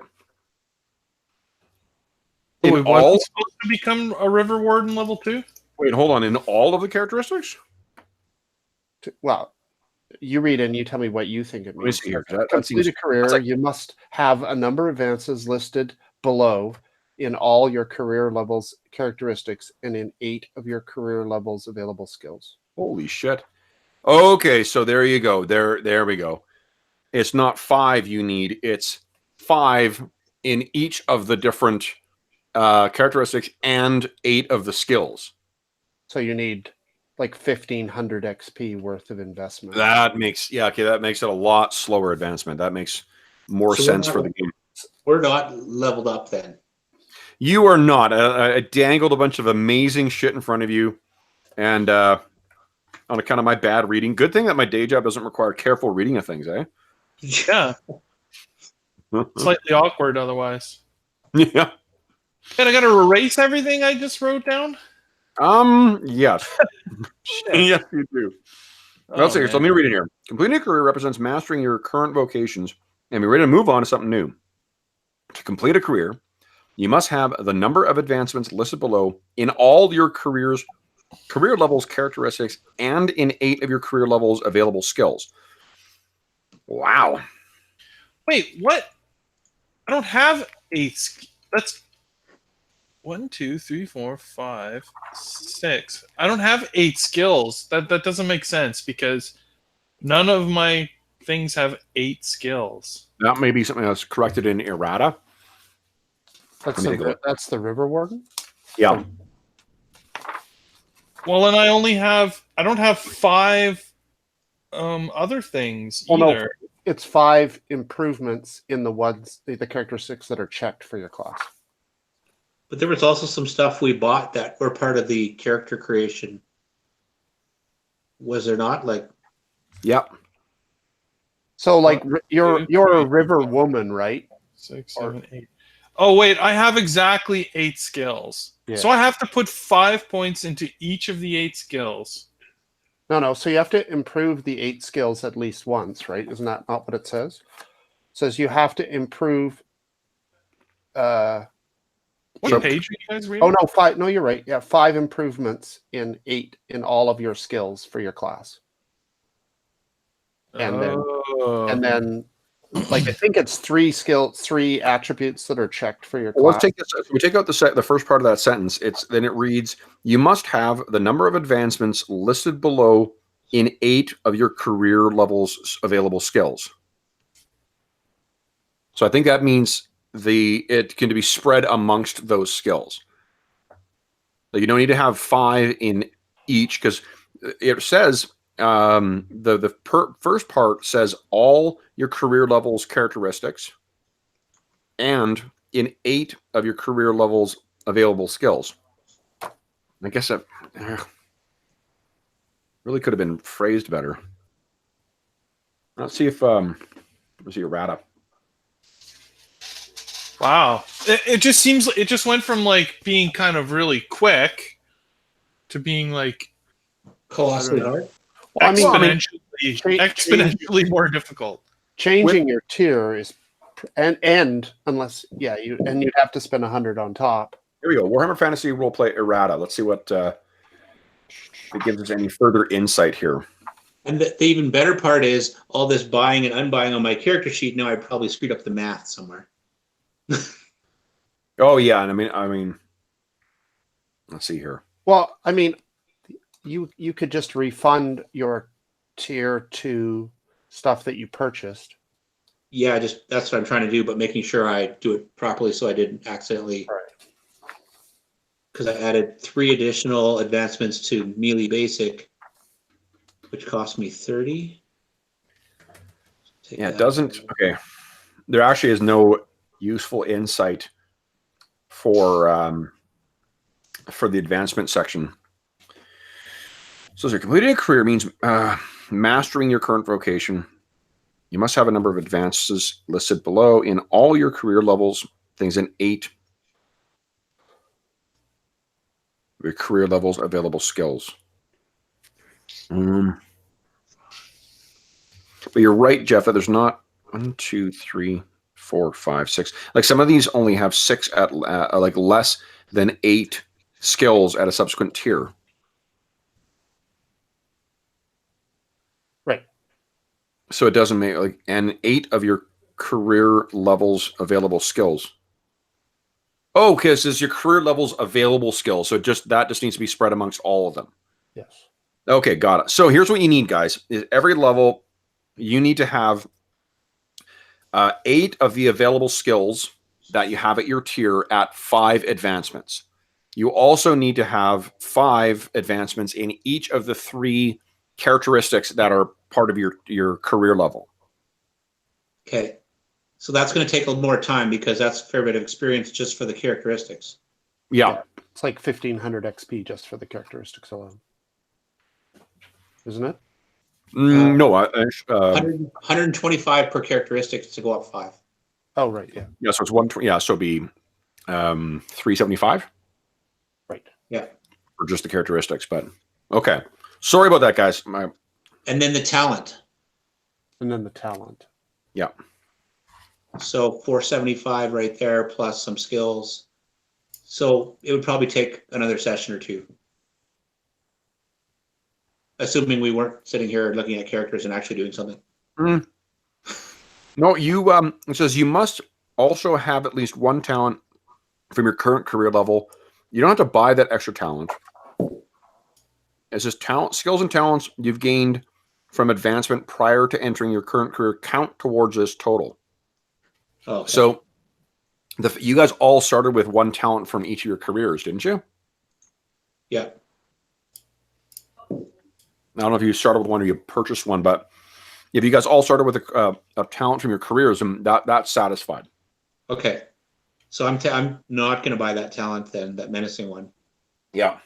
And I'm going to take that extra 100 experience and some leftover experience, and I'm going to bump up one of my other characteristics.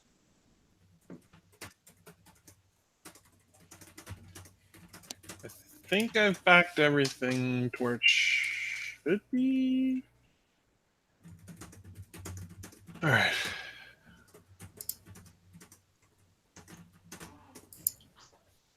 Okay.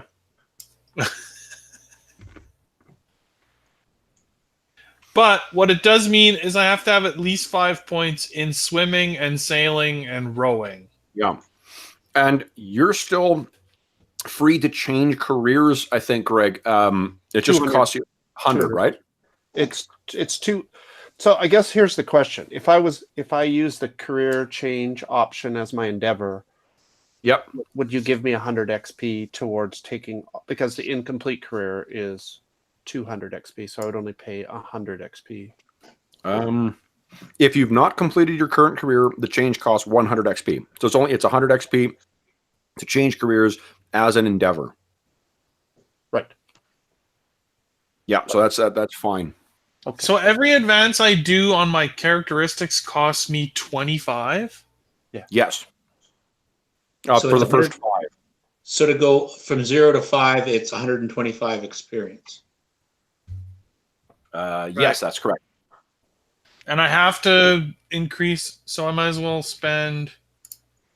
So let's see here. I have 310. So for 250, I can go advance my BS and my S by 5. And then I had already advanced my FEL, whatever that is. So then Fellowship. it's at 5. There. for 275. Nice. So now I have 35 left. I've done all the required characteristic increases. Awesome. 35 could buy you 2 levels in a skill, too, from 1 to 5. Yeah, so I might as well start leveling the ones. So Dave, I just noticed you renamed your character. Harry the Hood of Sherwood Forest. okay. So I might as well increase my endurance by 2. Now it's at 5. And I have 5 points. Oh, you know why I was feed 20 children, rob Baron of XYZ is because my motivation that I chose was philanthropic. Philanthropic. Oh, interesting. Okay. That's what I just noticed it on my sheet. 12 times 15. There is so much more depth to Harry than I realized. Okay. That's what I think I'm all in the correct everything now. Okay. More Greg, I'm still fine with Gerhardt getting whatever loot he wants. Or not whatever he is, but the trappings he needs to be a warrior priest as well. Right. Okay. Yeah, I think it was like a religious book and symbol and leather armor. Okay, cool. And Yeah, I 'cause mean, he's already I will continue to use my flail instead of the hammer. Because the flail's pretty fucking badass. Okay. So I just need to. So after all that, we're done. We're back to normal. That means you have, if you've added 18 silver shillings to your character sheet, you're back down to 8 now. Oh, I know. I already did that. Oh, did you? Okay. Well, then I need to give you a little bit of loot to spend then to reflect what you guys would have gained from the grateful, what do you call it? The grateful innkeeper. So why don't I say, what is the exchange rate here? Let's see. Money is, of course, it's just like UK things where like nothing is on the 10. So 12 brass pennies makes 1 silver shilling, and 20 silver shillings make 1 gold crown. Awesome. When I was living in England, when I was like 19, I worked at a pub, and I went cross-eyed trying to do change for people because everything was fucking different. All right. So I will say that you guys gained. You know what? He's feeling pretty fucking generous. You guys each got 1 gold crown to spend. Just remember, it's gone at the end of this thing, so spend it wisely. So when we're looking at the equipment tables, yep. What are the, like, on the price things, what are the... Price is shillings, unless it says otherwise. It'll say GC if it's a gold crown. Right. Because some of them have 2 values. If what has... Oh, like leather jerk has price and there's a slash after it. So I don't... Where's equipment? Equipment starting on page 292, I believe. Maybe it's availability. No, availability is something different because it's whether it's common, scarce, or exotic. That tells you whether you can get it. You guys are in a town, so anything you want to get that's common is in stock automatically. Anything that's scarce is a 60% chance. Rare is a 30% chance, and exotic, no chance.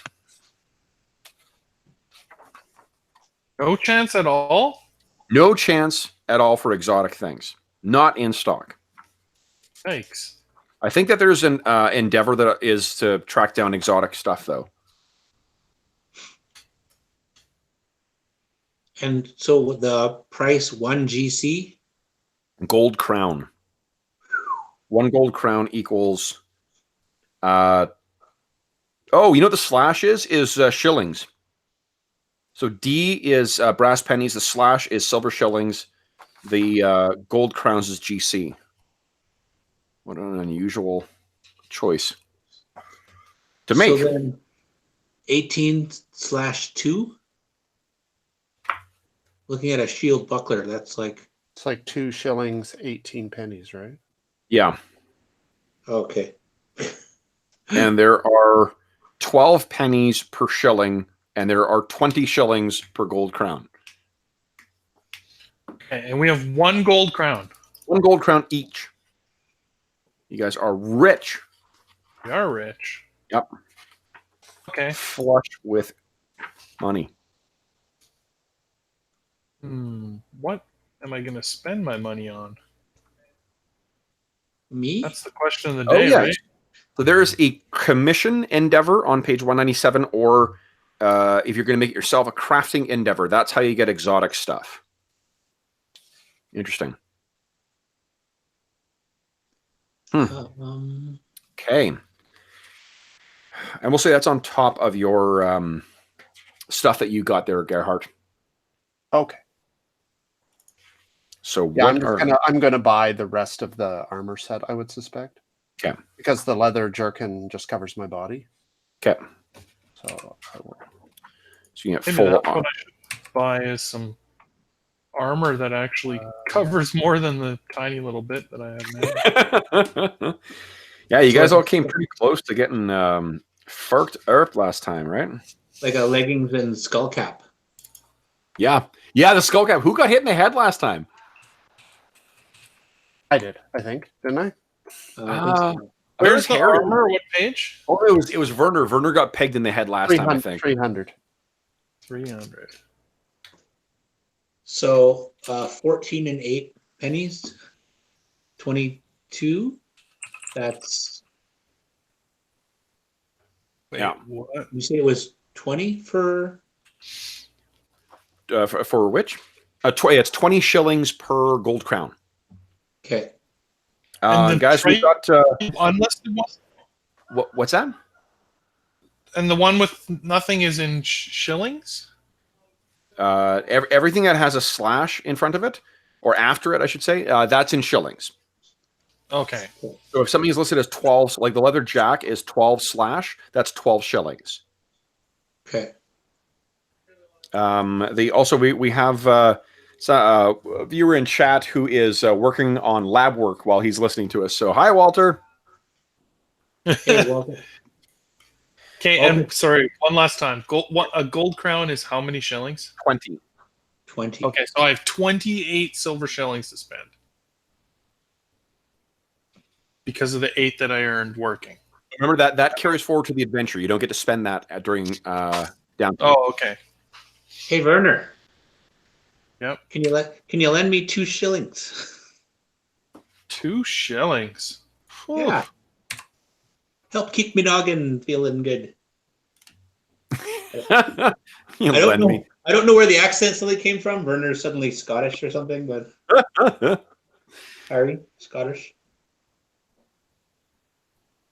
Well, then I can't buy what I want. Fair enough. So wait a second. I've got 29 brass pennies on my character sheet. Should that have gone away?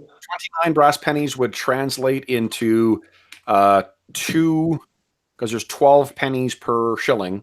So that's 2 shillings and 5 pennies. Well, so should I still have had the silver shillings that I had from previous? Yeah, like whatever you had on your character sheet, apart from the stuff you earned from the endeavor, you can spend that stuff. That's all getting lost by the end of this our endeavors This here. spending spree. Okay. Yeah.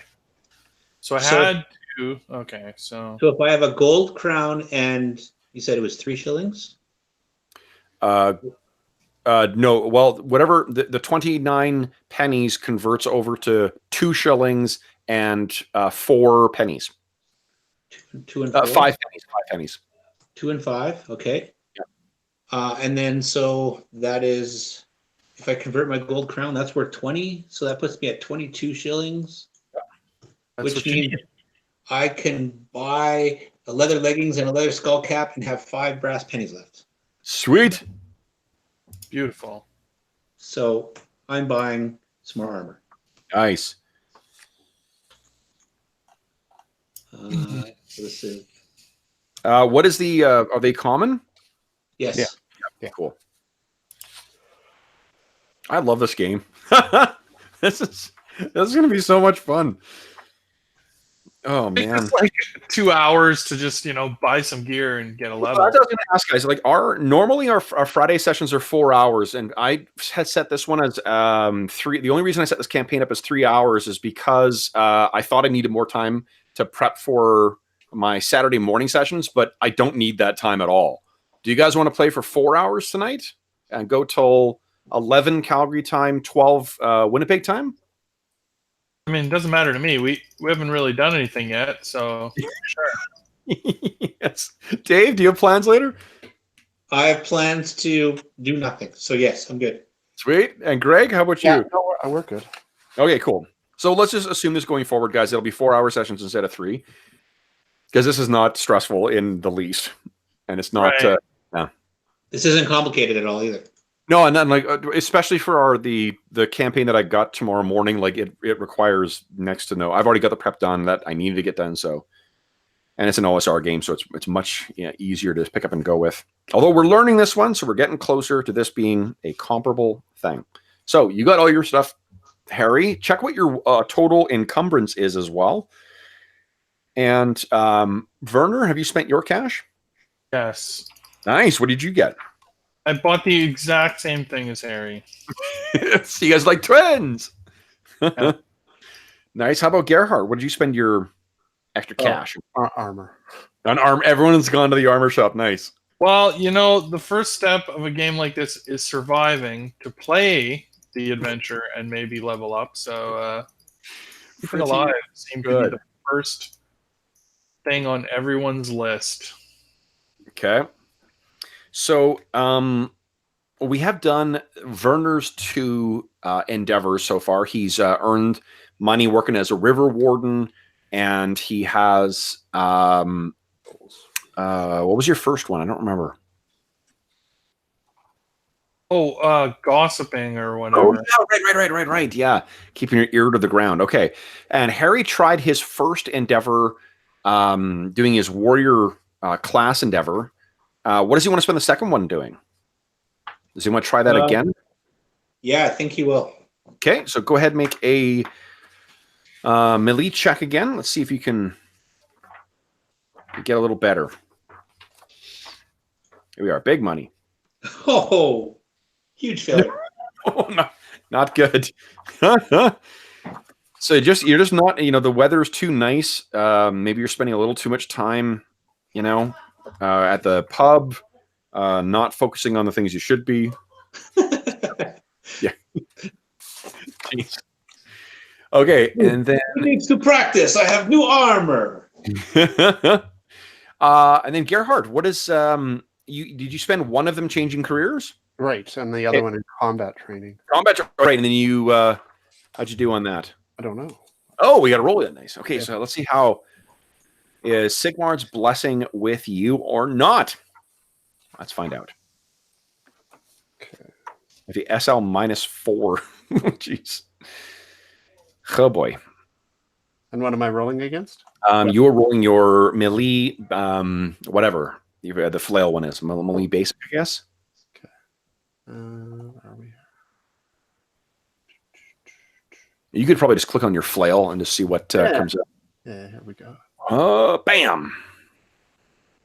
Okay, roll. That's right, because the flail gives -1. I got to remember. Do I Gives put minus the modifier in -40, you said? Say again? I put the modifier of -40 in? No, it's not -40. Why would it be? Didn't you say it was like a challenging? Oh, no. Challenging is 0. Oh, okay. Yeah. So it's just straight up. Straight up. Yeah, straight up roll. Okay. So let's just try submit. I can't wait for the DM screen to come out for this. Hey, look at Gerhard showing Harry how it's done. Sweet. So you can just put on, I'm not sure if there's a space on the character sheet, but as under notes or something like that, you can just put down combat training and just erase it when you use it, but it'll allow you to flip the numbers once in the next adventure. If I roll like an 82, it becomes a 28. Bingo. Yeah, absolutely. Nice. Yeah, it's pretty fucking cool. The most epic failure turns into the most epic success. Totally. Oh my gosh. Well, yeah, when you hit that like 95 and it becomes 59, that'll be, or your skill's only a 44, I guess. But with advantage, when you roll a 91, it becomes a 19. Exactly. Yeah. Yeah. Okay. We need to pick new short-term goals too. You said for those of us who have like managed to get well, that was based on my fuck upping the level advancement because Werner has not gained a new look yet, and you have escaped poverty though. Yeah. Right. Well, actually, but you don't get to what because of it was an extra short-term goal because of the nice weather. Once that one's concluded, you don't get to pick a new one. You can only have one short-term ambition at a time. Oh, but should I not pick a new one moving forward? Apart from find reliable source of food. Yeah. Do you have a reliable source of food now? I don't know. Like you're still you lost all that money, so you got $0 and zero employer. But my status changed to brass 2 from brass 0. So before I was just in poverty, right? Now I actually have. Let's see. Oh, there was something about standard of living in going to market. No, into downtime. Let's see what it says. I do not recall.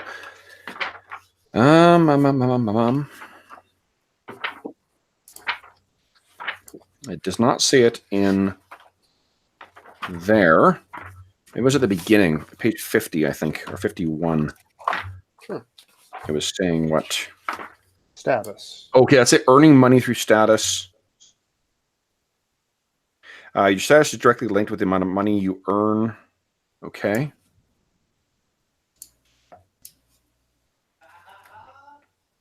Besides your name. Yeah, you're still not. You haven't. Oh, well, I guess. Oh no, you spent your tour doing that. You haven't actually worked as and earned money in your current. You're as a priest now. Okay. So what I think I'll say is that once you actually find the reliable source of food will be you either doing the endeavor as a doing the earning money thing that Jeff's character did. Oh, so I just have to take an endeavor. I think that'll fit. Okay.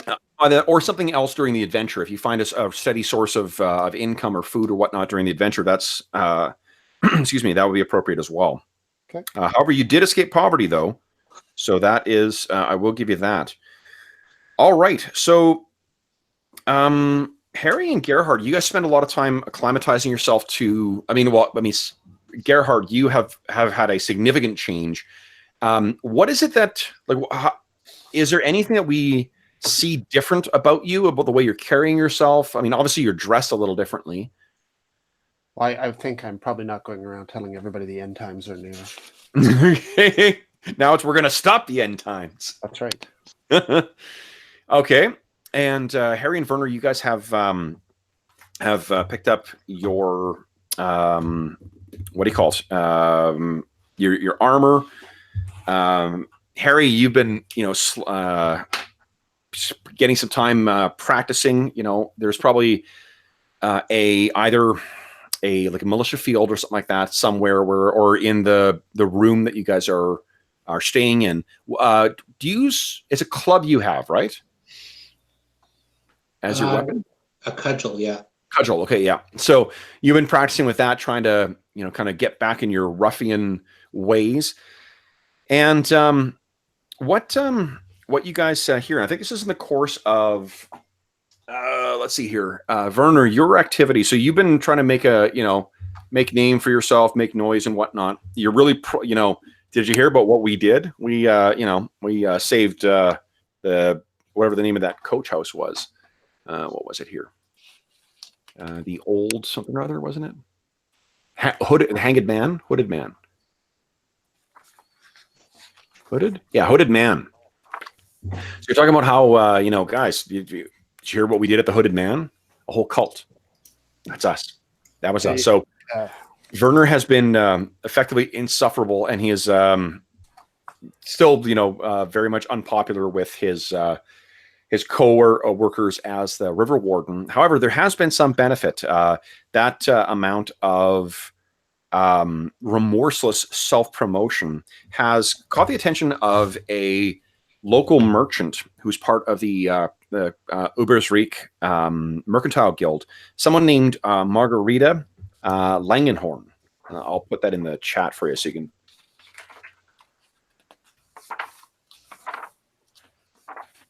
Actually, I think it's Margarita.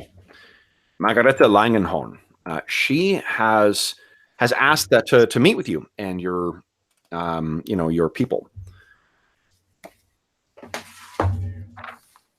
Seeing that you guys have, okay. So before, Jeff, you can, well, first off, everyone erase whatever money they have left over. So you are back to being penniless again. Congratulations. And Spent it all. Yeah, and then Jeff, you get your 8 money, your 8 shillings from working as a warden.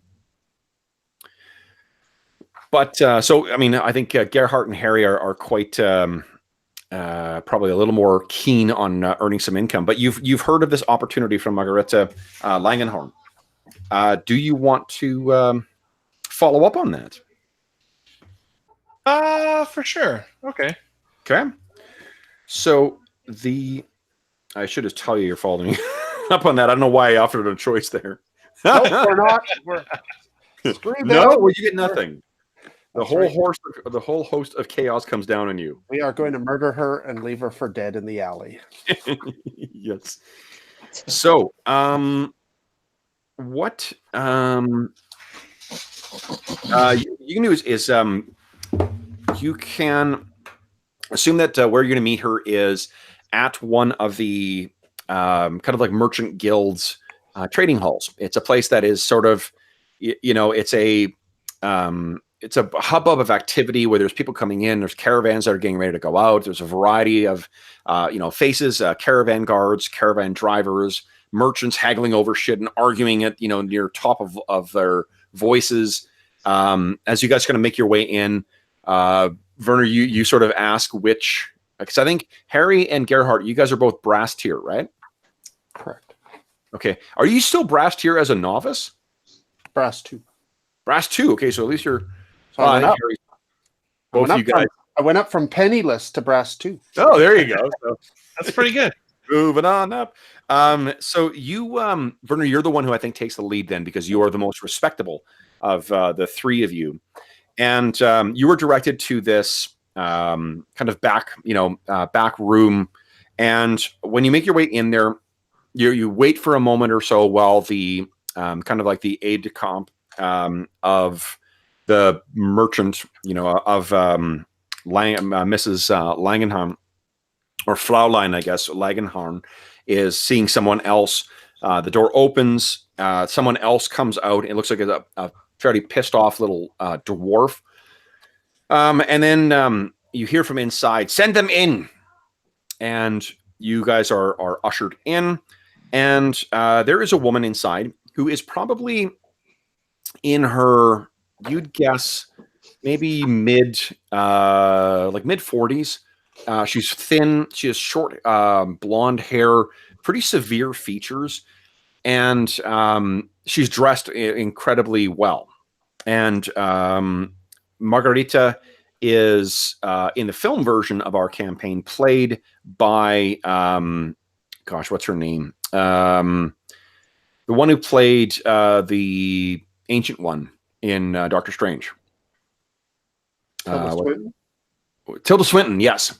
So Tilda Swinton is what you can get in your mind for what Margarita looks like. And she says, Werner, what is your last name anyway? Did you have one?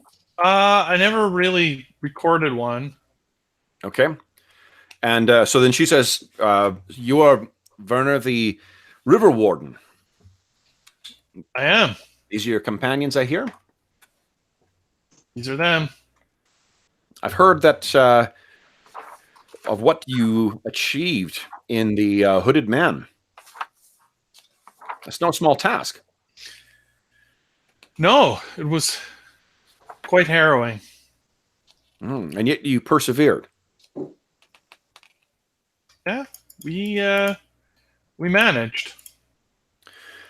Well, so I could use the assistance of someone who knows the rivers well and who can demonstrate the sort of resourcefulness that you demonstrated when dealing with the matter at the Hooded Man. I take it that you are available. Yes. Have you been to Stromdorf before? And why don't you give me... Let's see, what skill will we use for this? Maybe... sailing? Where is it here? I need to go to the page where it has all the skills and advanced skills listed. There we go. Why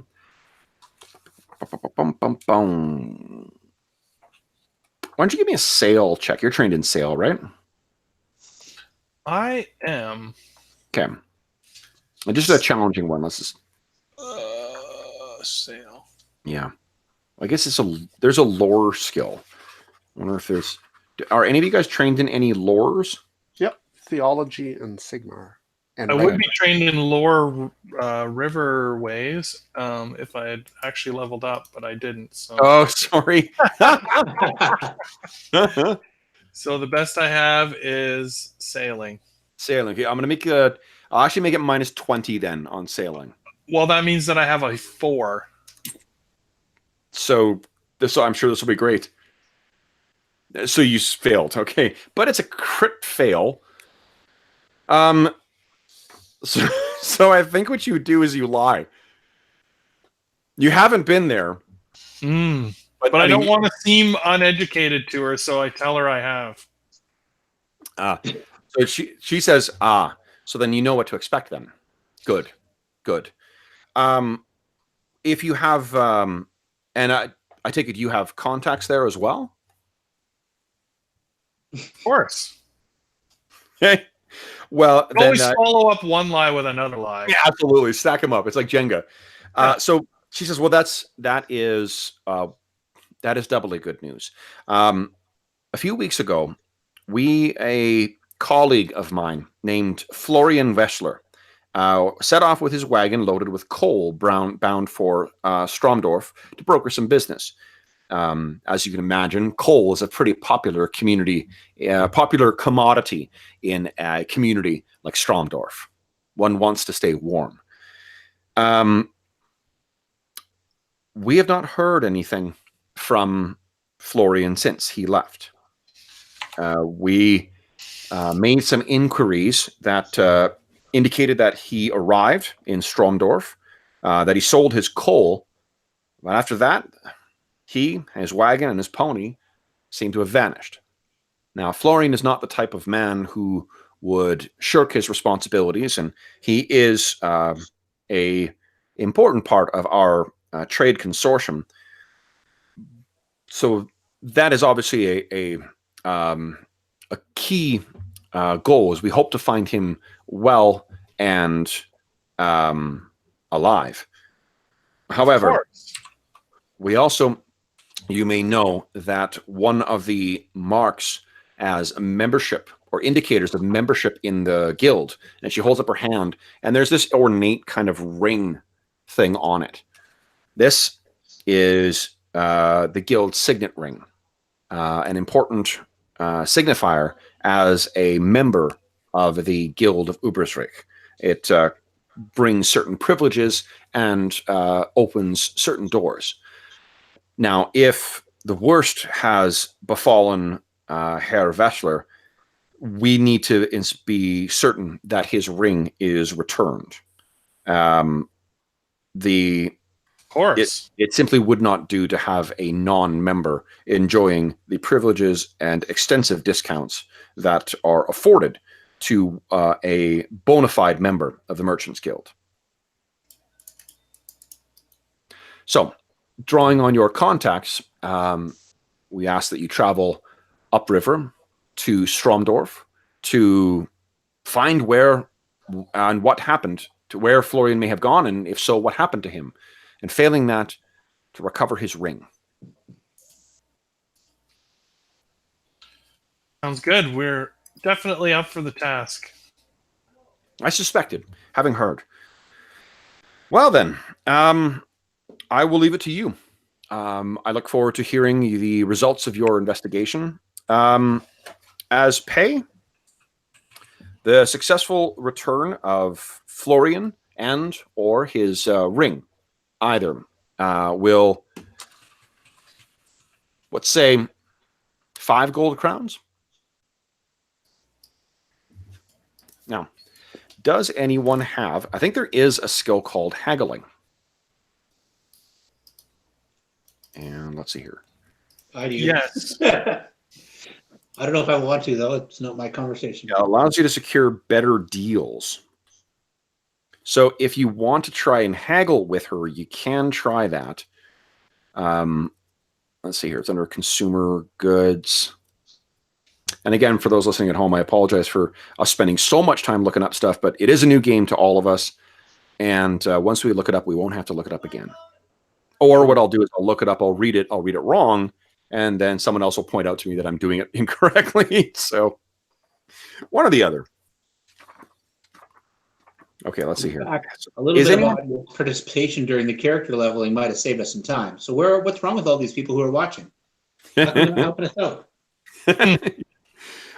So what is everyone? Is anyone trained in haggling? Yep. Nice. Not trained, no. Not very well. Okay, bargaining and trading. Here we go. Haggling is an opposed test. So whoever winning a haggling test reduces the price by 10%. Or up to 20% with an astounding success or with a deal maker talent. Interesting. So things are specifically actually priced up already. So it's expected that you're going to haggle in this game. The prices in the game reflect that you need to try and, bargain these guys down.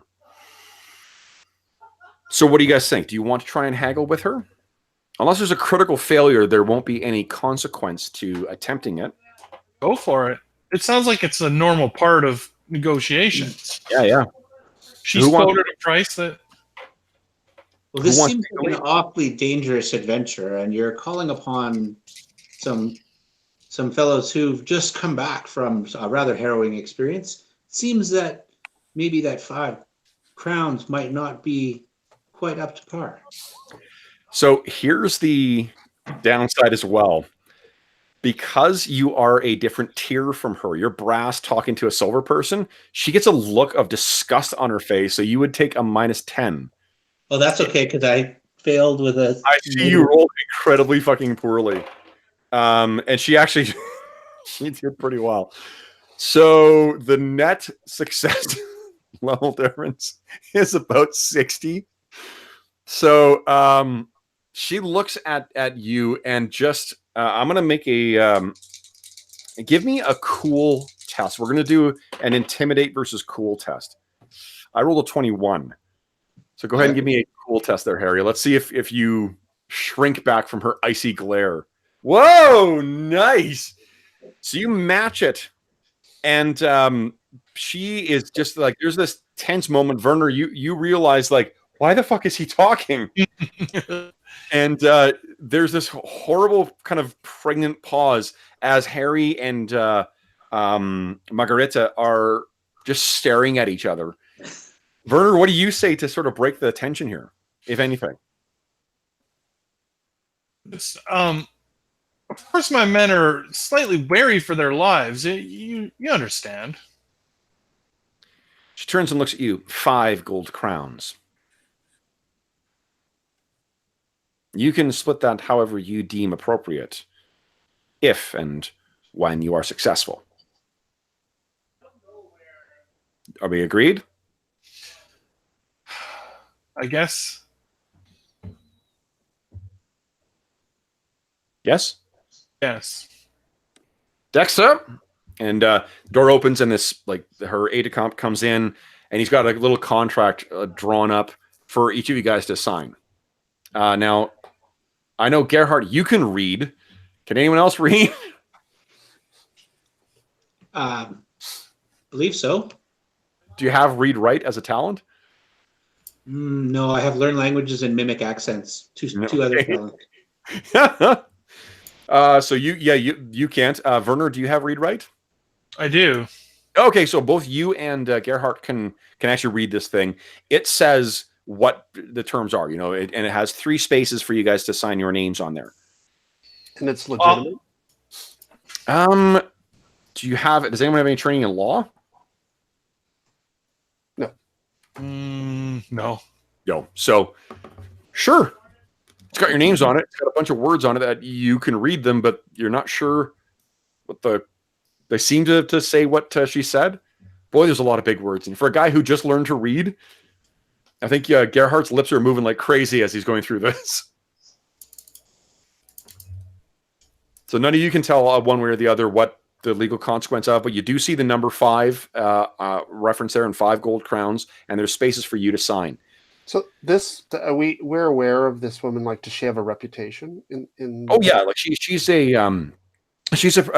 not a noble person. She's the same tier. She'd be a silver tier merchant, but she is a merchant. She is a member of the merchant guild. You can see she's got the sigil on there. She's operating out of the merchant Ubersreichs, or operating out of a bona fide trade house.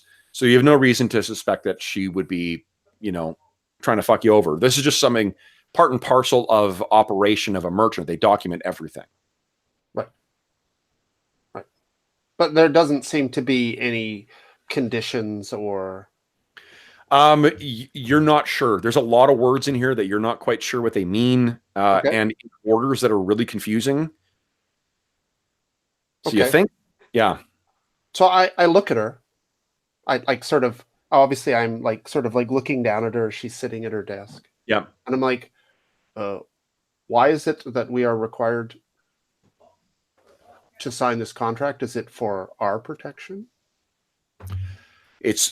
She kind of looks at you and kind of rolls her eyes.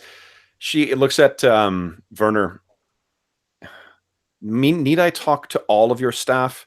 My time is pressing and important. Would you prefer that I take my time out of your pay?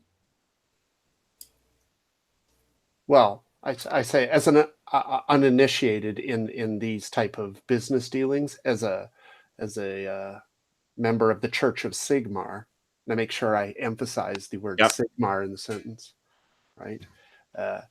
I would expect your patience in this, but I'm going to have to explain my absence for this journey to my higher ups within the church. Yeah, she looks at you, and the comment of Sigmar does seem to strike a bit of a chord with her, but she looks and she says, I trust that you understand that is between you and your employer. Indeed. Then, and she gestures towards it, and Dexter kind of holds up a quill and the contract to you guys. Well, if the dwarf's involved, so that since we are followers of Sigmar, you can trust him, yeah? We must respect all dwarves. So okay, so you very carefully sign your name. Werner, do you sign on? Absolutely. Okay, Harry, you gonna X the hell out of that thing?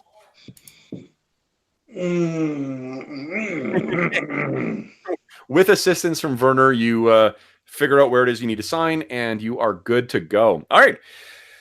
So then, as you guys are leaving, I imagine that Gerhardt and Harry are like, "Where's Stromdorf?" And Harry's response is,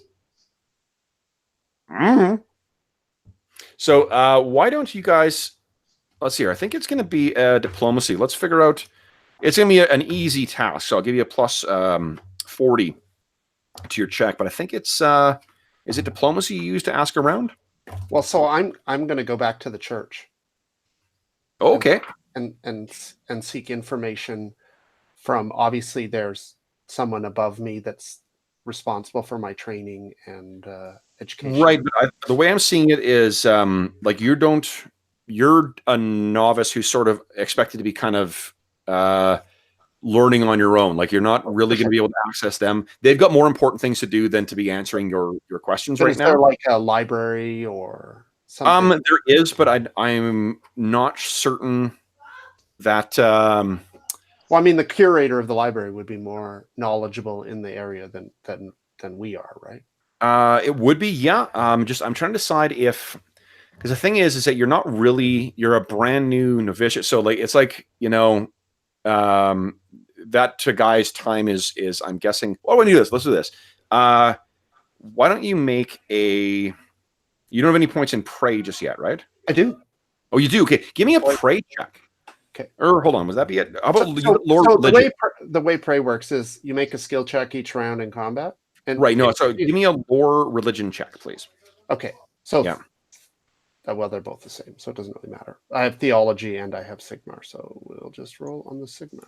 Yeah. Let's see here. Okay, so you have figured out how to appropriately approach the librarian, and let's see here. We'll give him. Oh boy, let's give him a name, because I expect this is not the last time you'll see him. His Name ist Pirn. No, Eldred. I like that. Eldred. Eldred the Scribe. Okay, so Eldred, you walk in, and Eldred looks very much like any devout member of the Sigmar Order. He has a shaved, bald head. He has that iron band around. Like many members of the Church of Sigmar, he definitely has seen action, and he has retired to a life of maintaining books and assisting the research of other scholars, but he's got some pretty vicious, like he's missing an ear, he's got a big scar on the side of his head. He actually might be missing half a hand as well, no doubt from some other horrible, thing. So he's instructing some of the very, very young novitiates who are working in the area, in the library, all of which no doubt resent having to be here rather than training to be proper martial members of the order.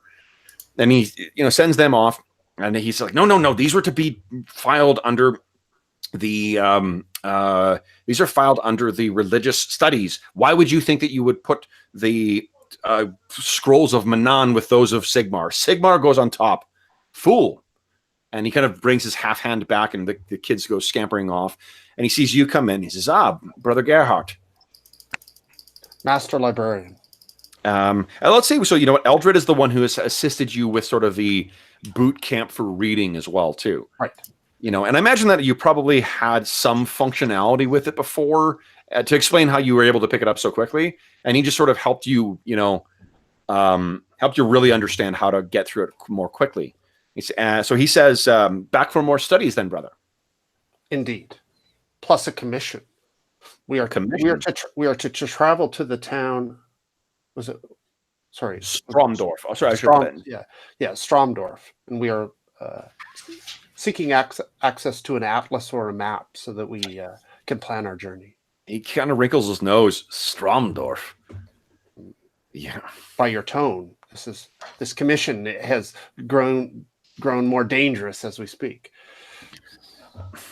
Danger, I'm not certain of, unless you would count discomfort. Stromdorf is a.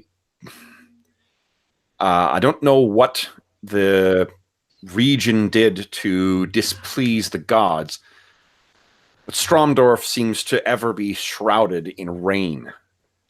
It is a backwoods community that lies at the meeting of the, one second here. The rivers' names are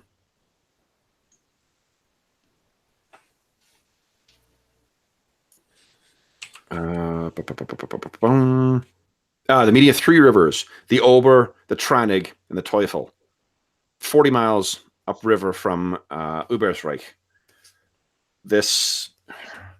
It's built in the middle of a bog. It rains nearly all the time. And the only redeeming quality, as far as I can tell, is the thunder. One second, what is it called? Ugh. So there's a particular brew. What was the name of that brew? I've not had it in an age. Thunderwater. The Thunderwater brew, which is a respectable brew. Apart from that, it seems to thrive as a place by virtue of you stay there, but you don't. You stop there, but you don't stay there. If you gather my meaning. Indeed. What is Sigmar's name is bringing you to Stromdorf?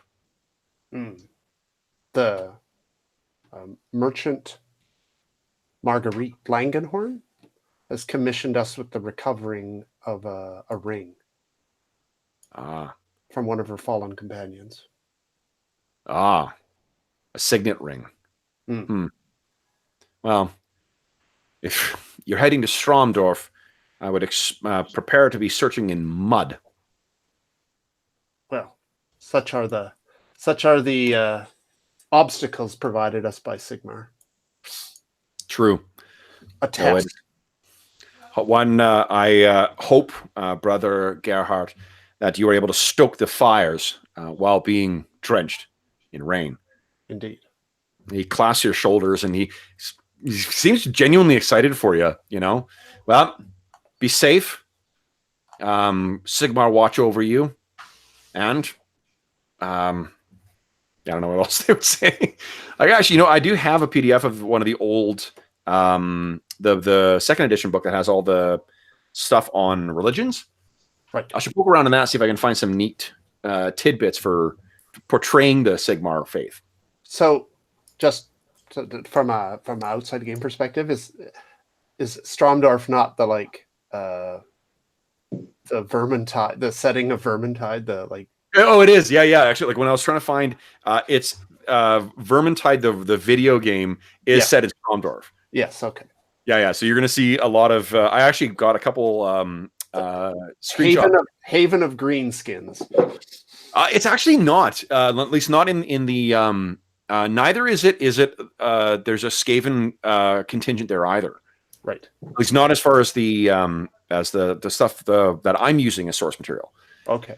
Yeah. So, but it is. It's interesting that I couldn't find a lot of the images that I actually wanted from the adventure that I'm using or the source material I'm using, and I kept finding these video game references. I'm like, this is not helpful.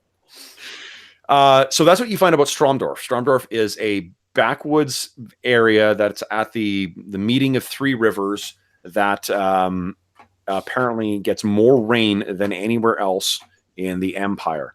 I think I can find it on this map for you guys too. Averheim, Nuln. Let me see here. I'm going to zoom in a bit. Boom. So there's Karak Asgaraz is not even on this map. My goodness. Where is it? Wissenland, Reichland. Here we go. So it's got to be in Altdorf is up there. So oh gosh, this is actually not helpful at all because it doesn't even have Ubersreich on it. Sorry, I will change this between now and the next session, guys. This is really frustrating. Stromdorf is, however, if you look at the page 1 of the first couple pages in the PDF, Stromdorf does show up on the map there. Ubersreich is just on the second page of the map. And then if you follow the river up towards Auerswald, you'll find Stromdorf. It's very close to Auerswald, actually. Oh, here we go. Let's just... If you're looking at the page that has that glorious Reichland on it, it's about 2/3 of the way down and then closest to the edge. What page number, Kev? It is page... on the PDF, I don't know, like page 3 maybe? Whatever page of the map, a page of the PDF has the map that... I put a link to this map of Reichland that I have. Oh, great. Okay. In the chat. It's actually a pretty decent map of Reichland. Let's see here. I'm going to open it up in... it'll open up a new tab. Boom. Cool. Continue. Okay. Yeah, that's pretty great. Okay, so Ubersreich is down there, guys. And then... Stromdorf is just up the river Teufel. Oh, look at that. What isn't depicted on this, though, is that there's a third river that meets up with Stromdorf. Now, that's what... boy, this is a great-looking map. Sigmar will rise again. Pretty Indeed. awesome. So, And it's like a day or a couple days travel from Ubersreich? what's 40 miles upriver, and if we look at traveling, I think it's not that it's really not that far if you're traveling by river, Right. and the weather is good. Indeed. They do have rules for travel in this, which I am trying to find. Did we bring our boat to Ubersreich and get it repaired? I'm gonna suggest you did. Yeah, it's not like it's sort of on the verge of breaking again, because I take it none of you guys invested money in a new boat. Well, I had money left over. How much did you have left over? I think I had like 9 brass. No, 9 brass pennies. Okay, I think they are more expensive than that. Let's see. Sample hirelings, urban droughts. I mean, I don't want to buy a new boat, but I mean, could we invest that money, whatever money we had left over, in making repairs to our existing boat? Wowzers. Okay, so even a rowboat is 6 gold crowns. Right. The shitty old river barge you guys have, and actually there are rules for poor quality in here too. So we're going to assume that you've got a really shitty quality river barge that you are making use of. It is ugly and shoddy and unreliable. So Perfect. -1 success level. Perfect. -10 to fellowship tests, and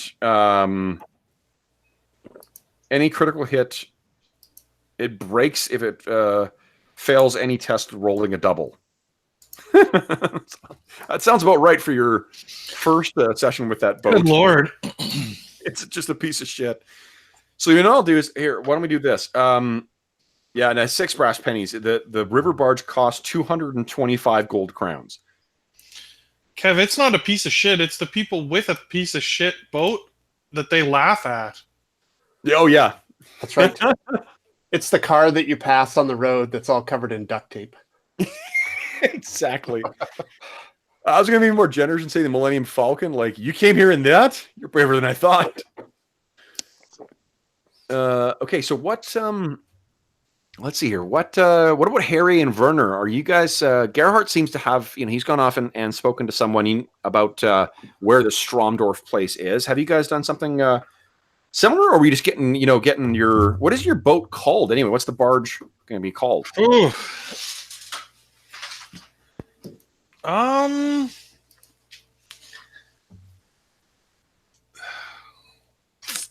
What's a good barely alive name, It's not undead, but it's... I think we call it Grandma's Dinghy. Grandma's Dinghy. Okay. We hope to have better one day. All right. So this thing that's barely holding together is, and I'm going to assume it's not actually like a full-on barge, because you would be able to actually use that to ship goods and stuff like that too. I'm assuming it's like a skiff, so it can transport you guys and maybe like if someone was, foolhardy enough to actually go in your boat with you, you could transport them. But because the one we had from the first adventure was just like a dory type thing, right? Yeah. It's a small, it's something that can fit the 3 of you guys, and you could, there's enough room to sleep in. It's not like a rowboat, but it's not something that could, transport a substantial amount of goods or anything like that. Right. So Harry and Werner, anything else you guys do before you set sail upriver? Try and go to Stromdorf? I mean, I think I would be getting the boat ready as much as I can. Okay. So you're like, just one more girl. Come on. Yeah, not much better than that. What about Harry? What's Harry doing? He's commenting on the fact that the boat is almost as holy as a priest of Sigmar. Nice. Does Harry have any training whatsoever in sail?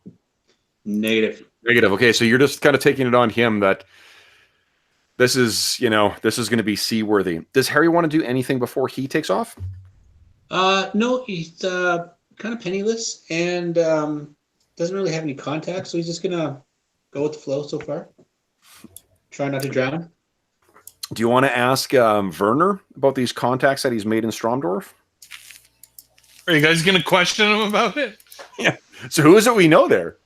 Actually, as soon as we leave, Werner will come clean with the guys. I don't know anyone in Stromdorf. Like, but I figured we could use the work. And if she knew that, she might not have given us the... Oh, indeed. 5 gold crowns seems like a fortune. Yeah, I think we'll be able to find someone to give us some information. Mm. So Stromdorf... So you don't know how dangerous this is then, potentially? Do you she know... made it sound like there's 5 gold crowns because of the dangers, so you don't know what dangers we're going into then. No, do you? No, I'm just asking. Yeah, no. Take no offense. Take no offense. Just asking. Well, I'm not offended. I'm curious if you have any idea. Never been there. Okay. There's a first time for everyone. Gerhard, did you want to do any further research into this place before you took off, or is that the extent of? No, I guess absolutely. actually that would have been an endeavor. I think. Oh, okay. Yeah, because if I'm in the library and there's an atlas or maps of the area or something like that, like an entry, Sure. But I'm guessing that was summarized by what the Eldred told us. Yeah. You know what I'll do? Give me a second. I'm just actually I'm gonna import this image into the map or to the game, because that's pretty great image. Whoopsies! What happened there? She didn't give us Werner. She didn't give us an advance of any kind. I didn't notice, right? We didn't ask. No. I mean, I guess if we'd haggled, we probably could have got some of it in advance. Well, I maybe have tried to start something like that. It didn't quite work out the way I had planned. But. No. Oh man! You take offense to talking to anybody but Werner. So. Yeah, that was a great roll too. 86. Oh my god! Like without her even succeeding, I think you had like a -5 success level. Okay, let me just add one more page here. Go to that. We'll add this on here. Oh, that's pretty cool. Thanks for finding that map too, Greg. That's fucking cool. All right. Map layer. All right, so guys, let's move and Z over here. Okay, so where you guys are. Oh, so some of it, actually, since we're looking at this, I can point out a couple of the other towns here too. So Auerswald is where, remember the rumors that you heard there, Werner, about the different families. Yeah, let me just quickly point out where these are actually located. So. Wrong thing.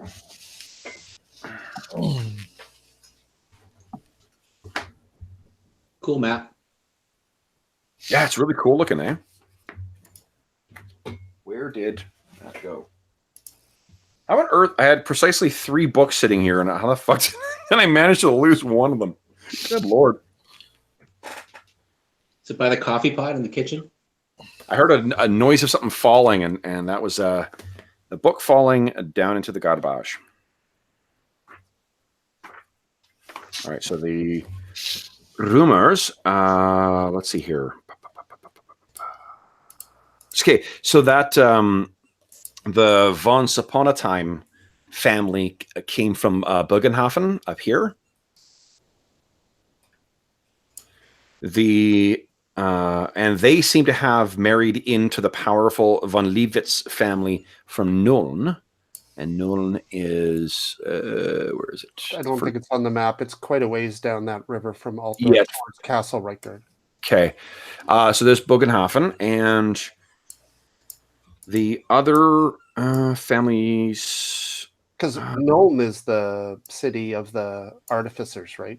Yes, it is. Yeah, they make the big cannons. Yeah. The other family you heard about was that chaos incursion was dealt with by those heroes. That was the Aschaffenbergs, led by Lord Richard Aschaffenberg. And Where was that corrupt baron in there, Kev? The corrupt baron, that was someone who was, it was the von Jungfreud. And actually, it's interesting you ask about them, because I believe the von Jungfreuds are actually located out of Auerswald. Let me just double check that. Auerswald is just, is not far away from where Stromdorf is. And I think that, let's see here. Auerswald is the one that actually, I think they are the von Jungfreud. They're the ones that are trying to annex Obersreich and the neighboring communities. Let's see here. I believe that was the baron that I wanted to rob for my personal long-term goal. Okay, cool. Yeah. That works for me. I'd heard about his affront on the people that rely on him. Yeah. Outlying areas. I think it is. I'll double check between now and the next session, but I thought I remembered reading that upriver is where, because Stromdorf actually fits under their kind of like their purview is from that one. So yeah, but that's another one that seems to be vying for control over Obersreich is the same one that was corrupt and was trying to foment civil war and had the independence, or had Obersreich taken away from them, and it was made a Freistaat instead of like a free city, instead of being subject to noble rule. So as you can imagine, like a place like Obersreich that has rich, trade with the dwarves and lots of like trade up and down the rivers, it's obviously kind of a jewel for nobles. It's definitely it would be a tasty prize for any noble family that's able to add it to its kind of like portfolio of land. But let's talk about the trip up to Stromgard or Stromdorf. Stromdorf is, yeah, you guys, after the wonderful weather you've had in Obersreich for the last month or so, it doesn't take you long until you get upriver. Oh, hold on. I wanted to look at the travel rules here because they do have travel rules. And because Cubicle 7's travel rules for one ring are so particularly cool, I wonder if they are in the same vein in this. So let's take a look. Travel, I believe, is near the back here in the kind of DM section. Let's see.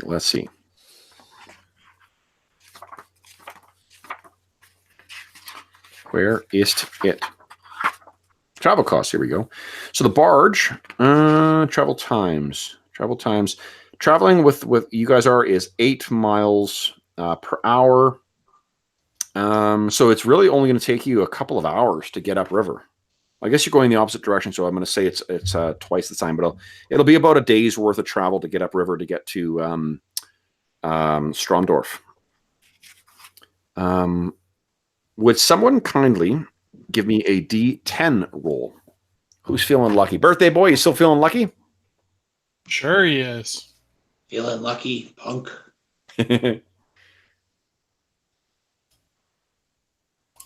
3.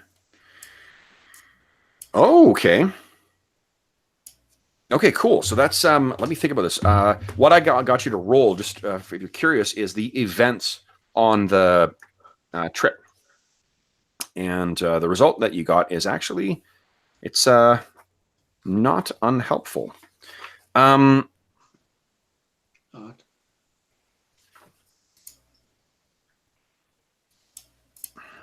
Give me 1 sec here. I want to double check something. And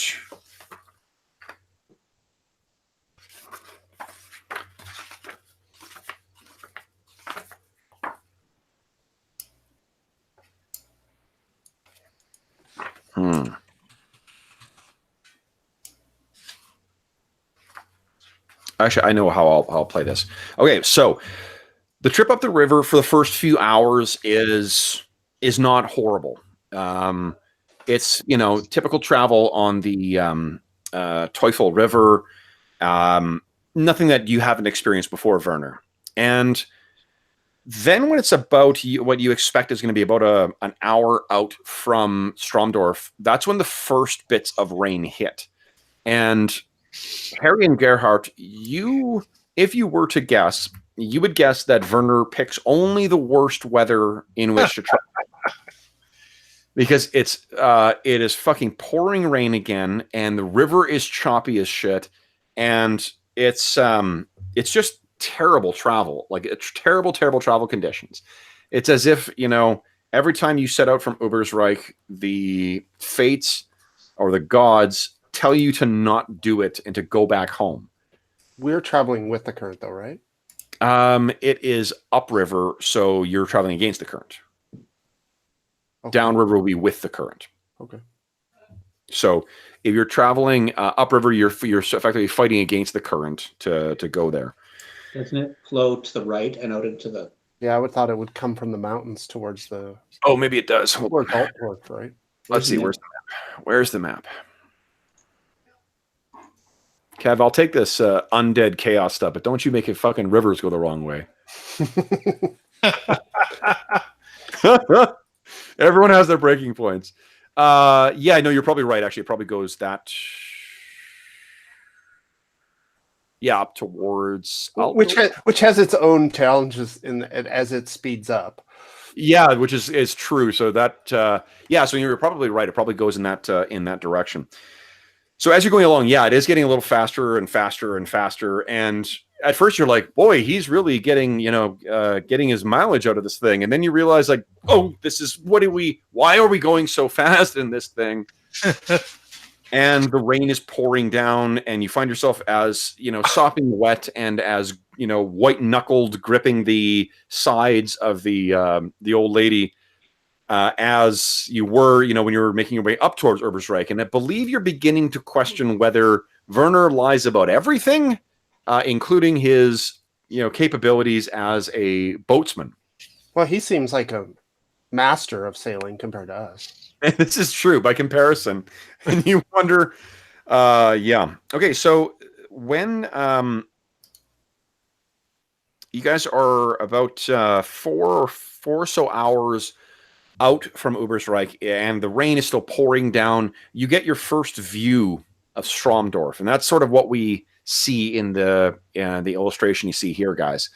Stromdorf is not a particularly big community. It's certainly a lot smaller than what Ubersreich was, surrounded by a wall. But the thing that really you're only able to sort of see that briefly because your particular focus is on the incredibly dangerous river.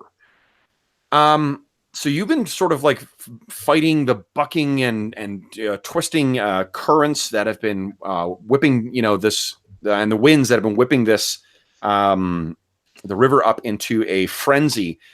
Can everyone give me a perception check, please, at minus, I'll say 20.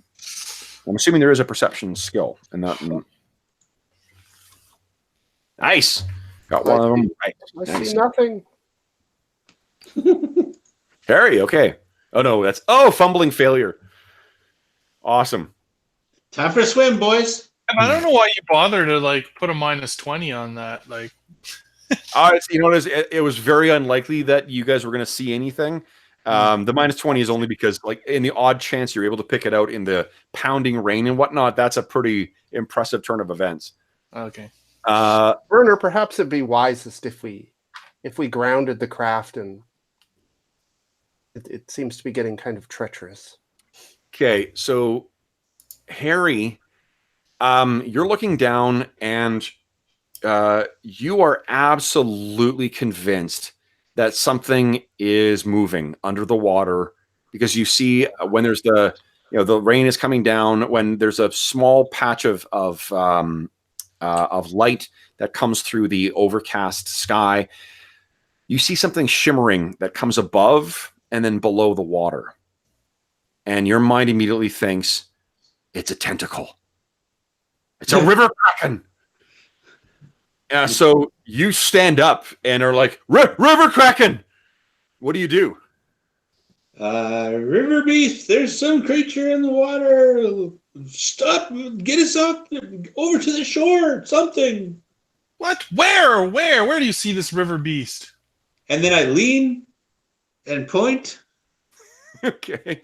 So you're leaning and pointing. Werner, you're sort of looking down at this, and that's when you look up, and suddenly through the overcast, the pounding rain and the dim or the dark, ambiance, a wooden bridge looms ahead through the sheet of rain, and it is in ruins. Great beams of wood swirling in a violent swell of the river. The boat lurches as a beam smashes into its side, and you all fall into the river with a scream.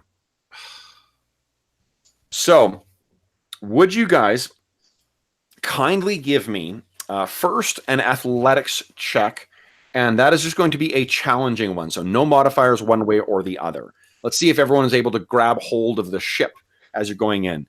Absolutely not for Gerhardt. Not for Harry. Werner, however, not his first time to the my ship's gone over rodeo. This might be the first success that I've rolled. Like today or ever? In this game. It's very 3 sessions. All right, so Gerhardt, you go flying into the river, and you've gone like off further to the center of the river. Let's see here. You rolled a SL -5. Okay.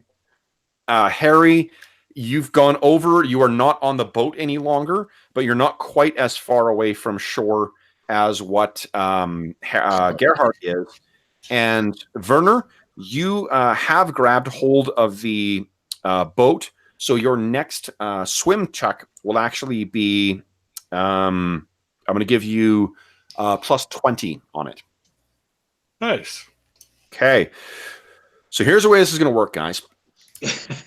This is going to be an extended test. So you need to hit a certain level of success levels in order to get to the shore. You guys can be free to not take successes and help someone else out if they suck at swimming and try and help and keep them afloat. But each round, we're also going to be making perception checks because, Harry, you are convinced of that river kraken. So, Gerhardt, let's go from maybe the furthest in the middle of this, roiling, angry river. Gerhardt, what the hell are you thinking here? Well, I'm trying to center myself, not panic, as the river's washing me down. Yeah. And then let's take a look at the rules for swimming too, because I don't know how encumbrance plays into this. If it plays as just a flat success level penalty, or whether there's a level of that starts coming in. Let's take a look. Swim. Whoever's not, is anyone not trained in swim? Like a swim in actual skill, or is this part Swim is an advanced skill, yeah. Yeah. So I don't. So no one is except for me, I believe. Oh shit! So Werner, that holy fuck, like your friends are gonna fucking drown if you don't help them. Wow, that's this is gonna be a challenge in and of itself. All right, so I'd say.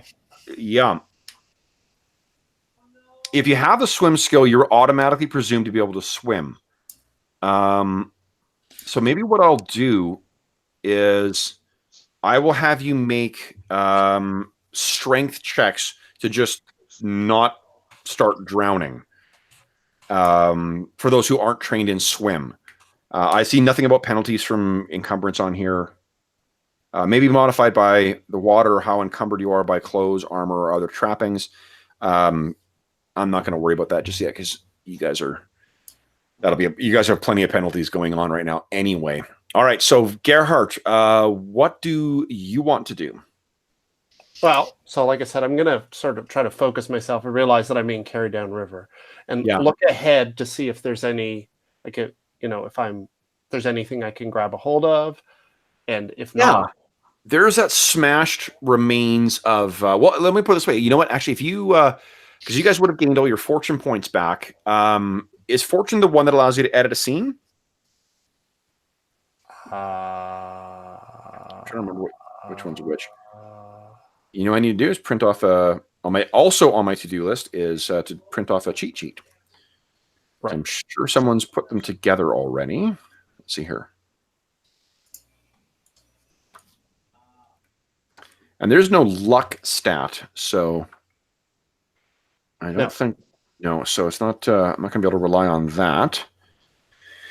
Where are we here? Well, there's a stat that generates your fate. No, maybe not. Maybe that's an older version.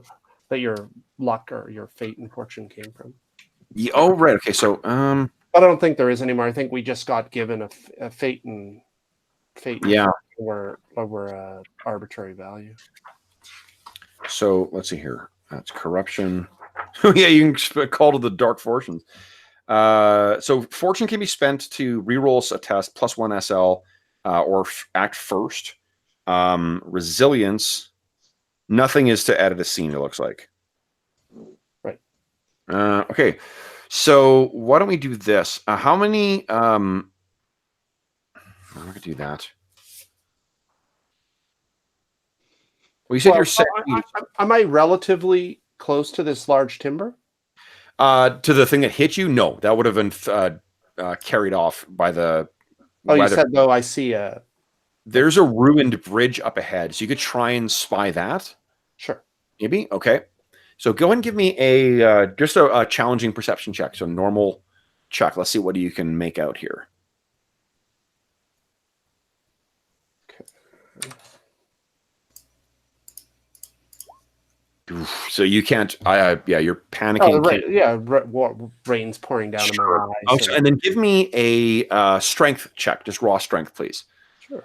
Let's see if you've kept above water or not. And I'm gonna keep it challenging as well, just because it is pretty. Okay. So you're not taking on water at all. So that's a plus.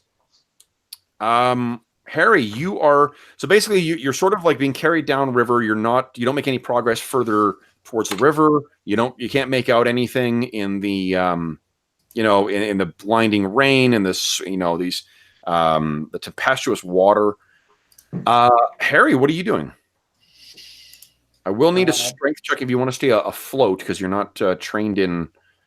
Can I make a cool check to try and avoid panic? It's not going to keep you above water. No. Like if you just want to. Otherwise, I'm panicking because there's a beast and water and I'm in the boat. Yes, absolutely. Yeah. That's I love that. Yeah. So absolutely. Oh, look at that! Finally rolled something good.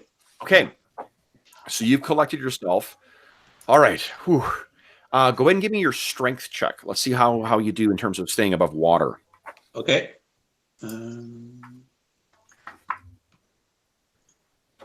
It's raw strength. Okay, not great. So I'm trying to decide how I'm going to use. Let's see. Are there rules for drowning? Like toughness or something to hold your breath? Drowning and suffocation is 181. So, Dave, hopefully you appreciate that. At the start of almost every campaign, I try and drown the players because what an epic way of... we did that in the Pathfinder Barrow Maze game. We're doing it in this one too. Okay, so drowning and suffocation. You can, if you're prepared, you can hold your breath for toughness bonus times 10 seconds without a test. Each round that you're being suffocated, after that, you'll start to suffocate or drown. So you are underwater now. And that means you are holding your breath. Because you succeed in your cool test, though, I'll allow that you did a deep breath. And how long are the rounds in this game? Is it 6 seconds or is it 10 seconds? A round. It's normally just a few seconds long, but I can decide. Why would you set the drowning amount as a certain set of seconds, but you wouldn't give a specific amount for your rounds? So drowning. So let's say this. I'm going to say it's 6. So what's your toughness bonus times 10? Toughness bonus? Yeah. 3? 3, so 30. Okay, so let's say 5 seconds. So that's 6. So 6 rounds you can be underwater before you start suffocating or drowning. Okay. So you are, Werner, you've seen Harry go underwater. You see Gerhardt being carried down the stream. What are you doing? Well, I guess I'll try to help Harry because he's drowning. Okay. So why don't you give me a swim check? First off, a perception check and then a swim check. Oh, God. All right.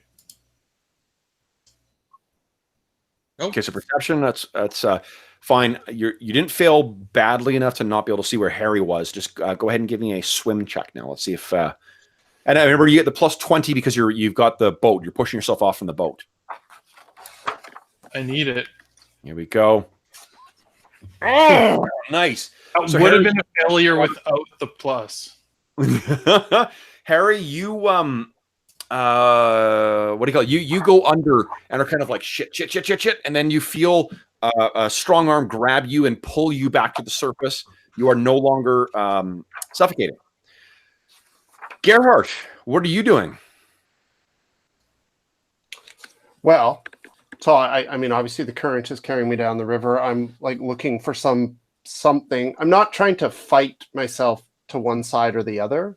Yep. I'm just more trying to stay afloat until Sure. I can see some sort of obstacle that I can latch onto. Go ahead and give me a perception check. Okay. Let's see how we're doing. That's a good idea too, Dave, to keep track in the chat. That's great. Nope. Oh, -6 is a crit failure. Actually, I have a bonus in my perception checks because of my vision, but it would only lower my success level by 1. Oh, okay, so there you go. So then you're not quite crit failure because -6 is where the threshold of crit start. Okay, so you still can't tell like where the fuck am I? I'm just being tossed and turned by the swirling water, which kind of give me a strength check again. Sure. See if you can stay above. And oof. All right, so your toughness is whatever your toughness bonus is times 10. Divide by 5. That's how many seconds how many rounds before you start drowning. So he's Werner. You pull Harry up, and you can see Gerhardt's. His form goes underwater as well. Harry, what are you doing? Can try and swim again. Okay, so then you're going to give me a strength check. And boy, okay, so let's see here. I think I'm going to give you. I'm sorry for this, a -10 to it because you're not trained. You can't swim whatsoever. At best, what you can do is try and push off of Werner, who's sort of staying afloat. Oh, so you sort of like come spazzing out away from him, and you likewise go under. Werner, as long as you get him to the boat, you think you'll be able to get them. They're not going to keep falling underwater as long as they got something to hold on to. Okay. Okay. So he's gone under, unfortunately, again, though. So, Werner, you can do a free perception check. All right. Come on. Oh, good roll. So, not only have you specifically seen where Gerhardt has gone under, and you've seen where Harry's gone under, you see for a moment that something, there is this long serpentine silver scaled thing that crests about maybe 10 feet away from you above the surface of the blackened water and then back under it again. And with a crit success, I'm going to allow you to recognize what that is. And that is... Oh, where's it here?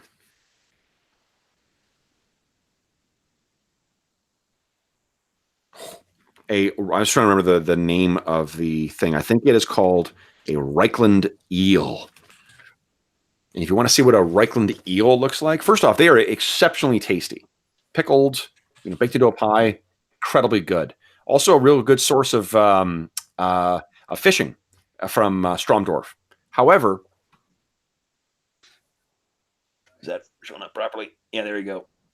Get your Reichland eel full of protagonists. That's what you see go above. And with a crit success, I'll also tell you the Reichland eel is these things normally are not hostile towards things, but in shitty weather, they get really agitated. So if this thing is here, it's hostile as well. So things went from good to even better. Now, what do you want to do? That was just your perception check. That's what you've brought in. Like eel over here, Gerhardt's a little further upstream. Harry just went over. Yeah, what are you doing? Try to. As a reminder, to Gerhardt, I guess. y'all have your what do you call it? Your fortune points, which refresh at the start of your session. You can spend them to gain a success level. So, Okay. What are you doing, Werner? Attempting to help Gerhardt. Okay. So God dang you! swim Over. Here we go. Big money. with no bonus now. No bonus because you're not on the. You got no source of flotation. Oh, So close though. oh my goodness. Did get a 0 though. So if you did want to spend a fortune point, you could succeed and pull him above water. Oh, okay, sure. Yeah, because you can spend a fortune point to just grab one success level. Oh, perfect. Yeah, Yep. I'll do that then. Okay, just mark off fortune point. You're back. So Gerhardt, you're above. You've been pulled up by Werner. Okay. Okay. So Gerhardt, what do you want to do? Well, I'm going to use the leverage to try to pull myself ashore. Okay, go ahead. So to go to shore, so then you'll make a strength check at -10. Okay. Here we go. Come on.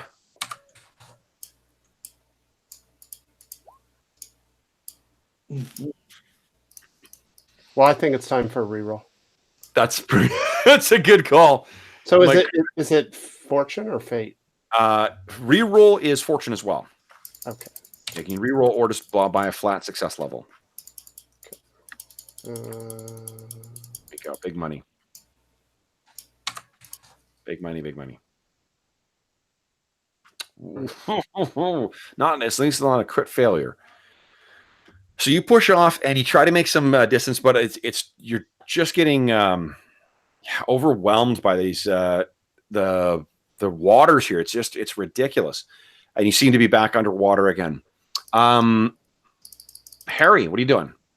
You are underwater presently. Strength test -10 to be able to get yourself back above if you want.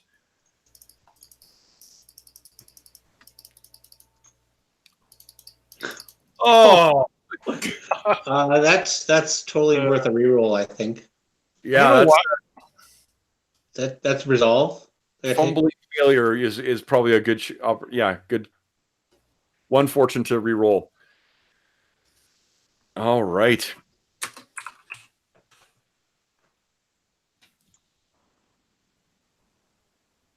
Oop. And here we go. so can we then spend another point like that to make it a success? Yep, absolutely. Oh, okay. That's a resource that you're using up, so I mean, like I'm fine with that. Right. I just wondered if we were limited to like one Okay, point per series of rolls. I I'm actually no, but I'm fine with it for now. going to do exactly that. I'm going to use my second fortune point to Okay. make it a test. You bring yourself back above when you're being still, buoyed up and down by this thing. Okay. So, all right, then. Werner, we're on to you. What are you doing? so who's currently drowning? Just Harry? Gerhardt is under as well. No, Gerhardt is under. Harry is not. Oh, Harry is not under. Okay. Off from you, try and get some to pull himself forward, and then once again went right underneath the water. Okay. I will attempt to help Gerhardt again. I'm going to give you +10 because he's effectively right next to you. Okay. Good. Then I have a 33% chance. Yeah. Holy crow. Oof. Yeah. Okay. So you can't find him. You didn't crit fail, so I'm gonna let you're still buoyant. But God, where is he? Where did he go? Okay, now let's make one more roll here. 1, 2, 3. 1, 2. Harry, you are up. Something just bumped your leg. You're sure you can't see what it is, but something for sure fucking bumped your leg, and it was big. I don't need to see what it is to know what it is. It's River Kraken. All right, so top of the round then. Gerhardt, what are you doing? Well, once again, just trying to get ashore again. You're drowning right now. Pull yourself back up. It's a strength check. Okay. Here we go.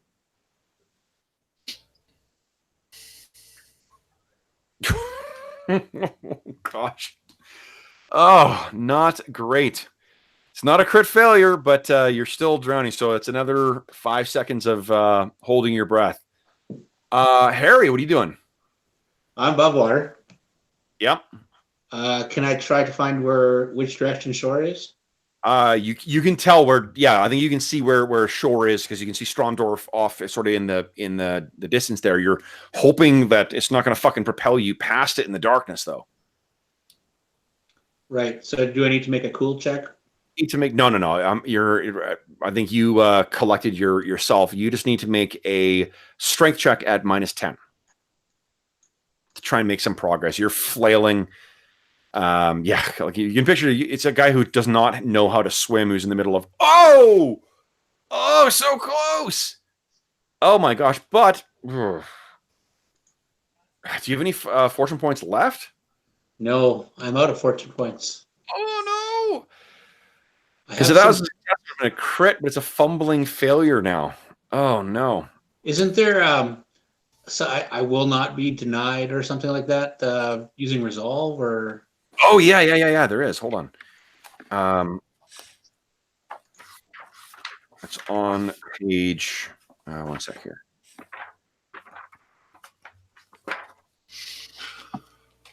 Page 171. I will not fail. Rather than roll the result of a test, you choose a number instead, allowing you to succeed in even the direst circumstances. So that's spending your resilience. Resilience? Yeah. Now, how often does that get replenished? Because mine was down to 2. So resilience is replaced if there's an act of extreme importance to your motivation. Okay, so I didn't Permanently nourishing your soul. Yeah, I didn't feed any children or kill enough chaotic, so I'm okay. So -1 resilience. Okay. And I choose that to be a critical success. So it'll be a 5. 0, 0 or 0. Yeah, okay. So then that's actually a success by 2, which means Harry, you were able to get yourself to shore. So you, after like you can picture you being carried down. The water is up and down, and you don't know what to do. You're just sort of flailing, and somehow you manage to scrambling along, spazzing out. That thing having hit your leg in the darkness, you manage to find your feet touch the surface, and you scramble out onto the shore. And get yourself far back from the water's edge. Those river krakens have extreme reaches with their tentacles. You're looking out, you can still see Werner and the remains of the grandma's whatever is being carried down the river. No sign of Gerhardt. Werner, what are you doing?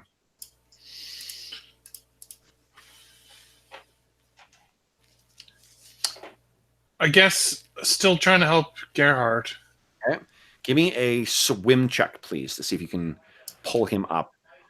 Do we still have the pole that we were pulling the barge with? Not on you, no. It would be off somewhere in the lost in the. Oh, okay.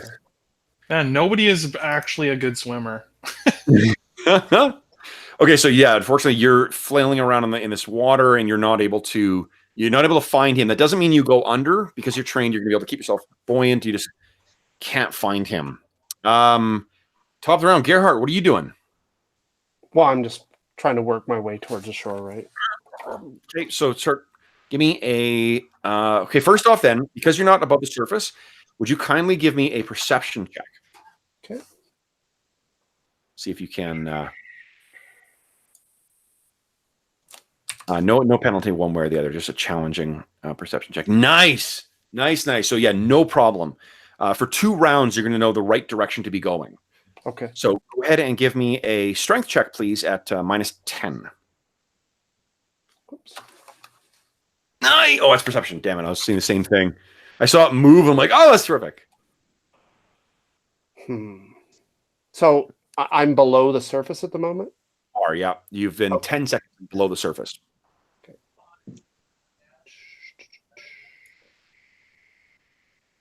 There we go. Oh, nice! You make some serious progress towards the shore. So you are making your way along, but you're under the water still. So you do have to hold. You've now been holding your breath for 15 seconds.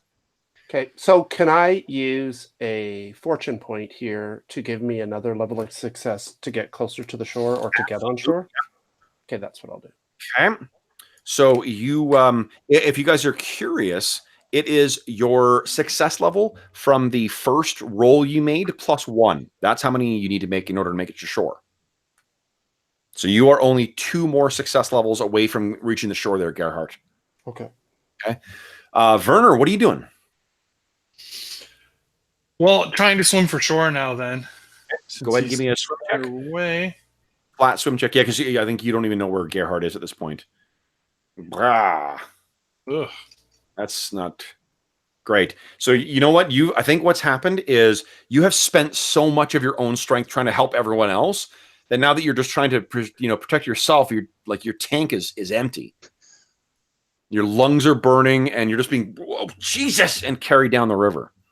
Now it'll be between the 2 of you guys. 1, 2, okay. Oh shit. Werner, something just bumped up against you too. Shit. Oh shit. Shit. Okay. Gerhardt, what are you doing? You're underwater. You're trying to kind of flail your way to the edge. What are you doing? Okay.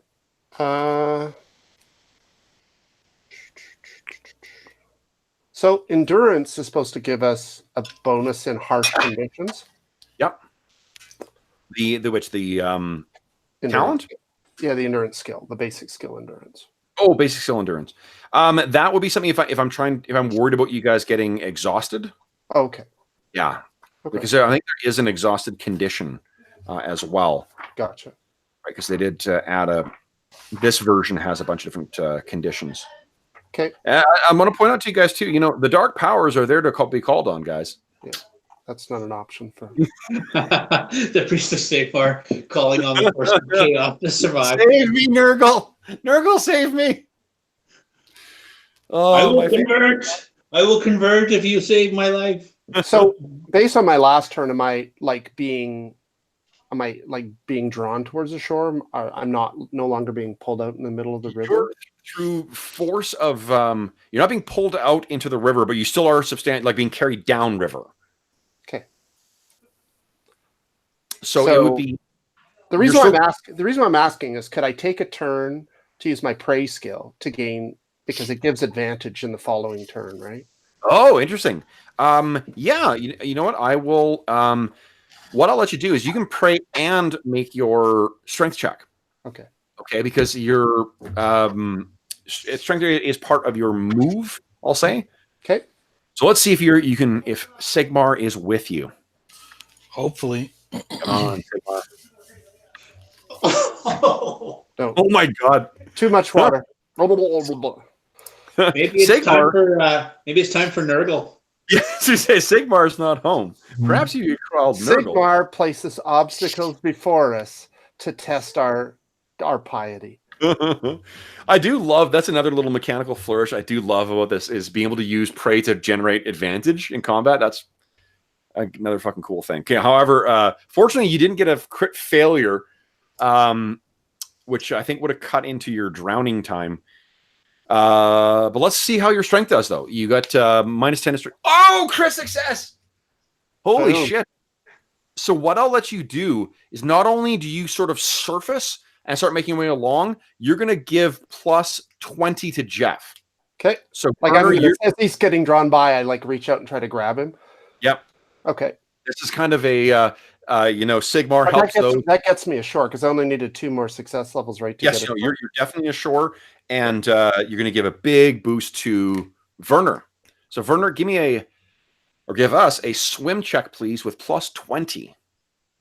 All right, here we go. Oh! Failure. Why is that fumbling when it's only 10 over? Because you rolled doubles and you failed. Yeah. Oh, it's doubles. Yeah. It's doubles, or if you roll I think it's 96 up. Yeah. Here's what I'm going to get you. A 10% crit, 10% fumble.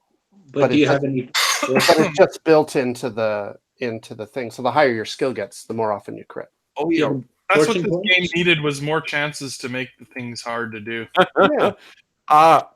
Werner, would you kindly give me a challenging cool test? So no modifiers whatsoever. Challenging cool. Yeah, I'm going to see if because of the fumbling failure, there's a potential for something. Oh my god. And a fumbling failure. Oh, okay. So see you later, Werner. We barely knew you.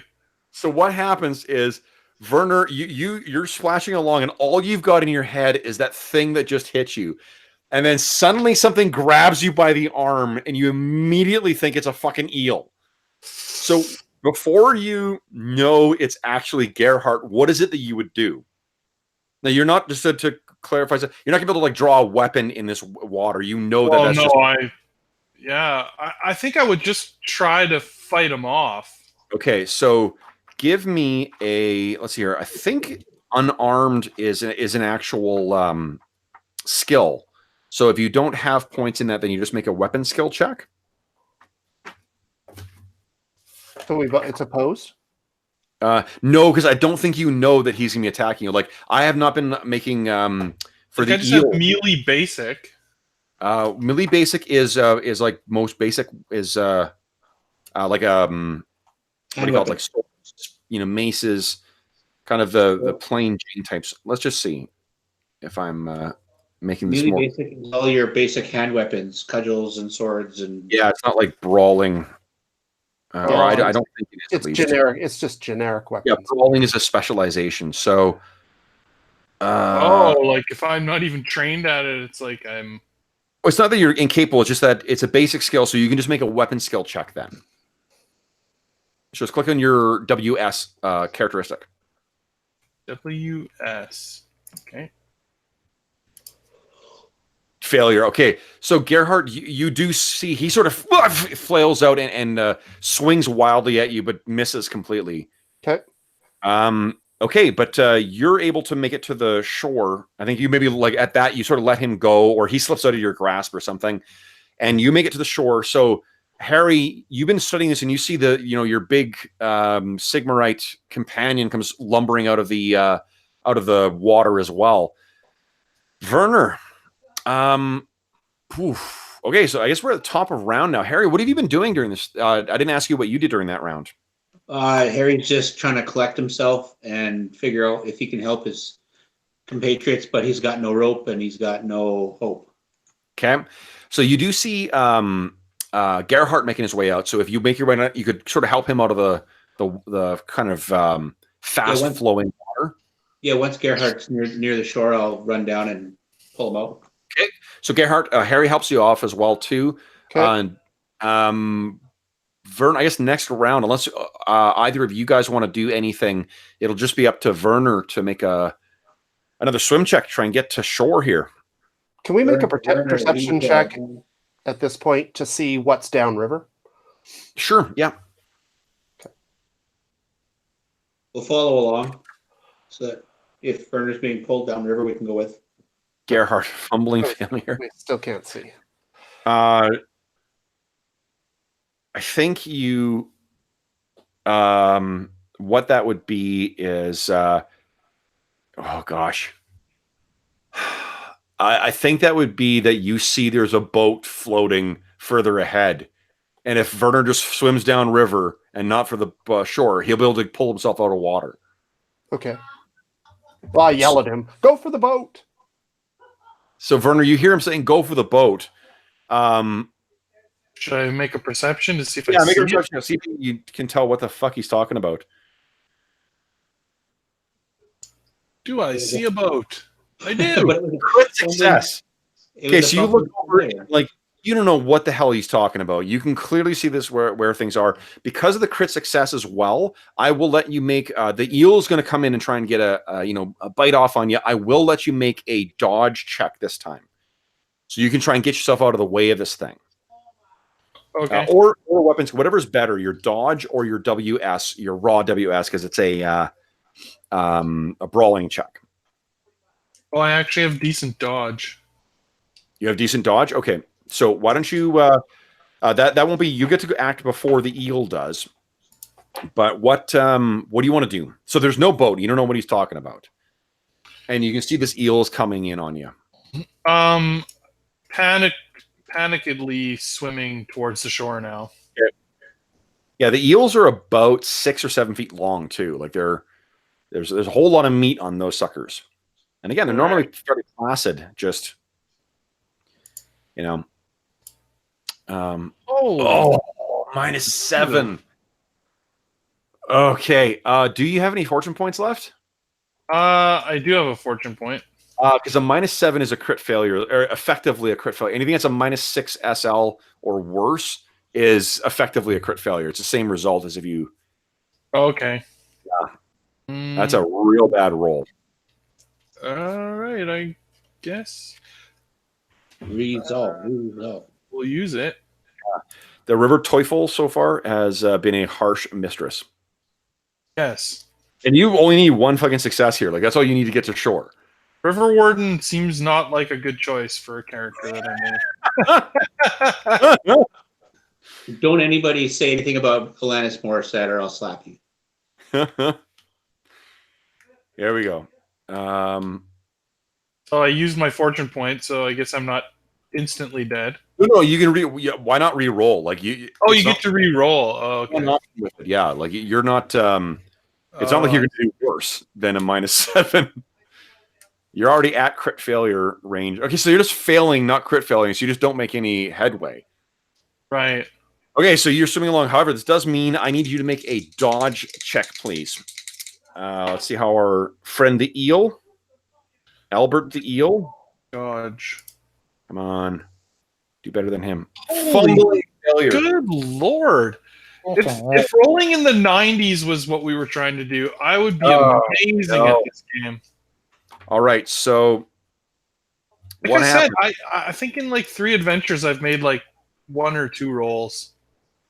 Yeah, you have not had particularly good luck with those rolls. It's terrible.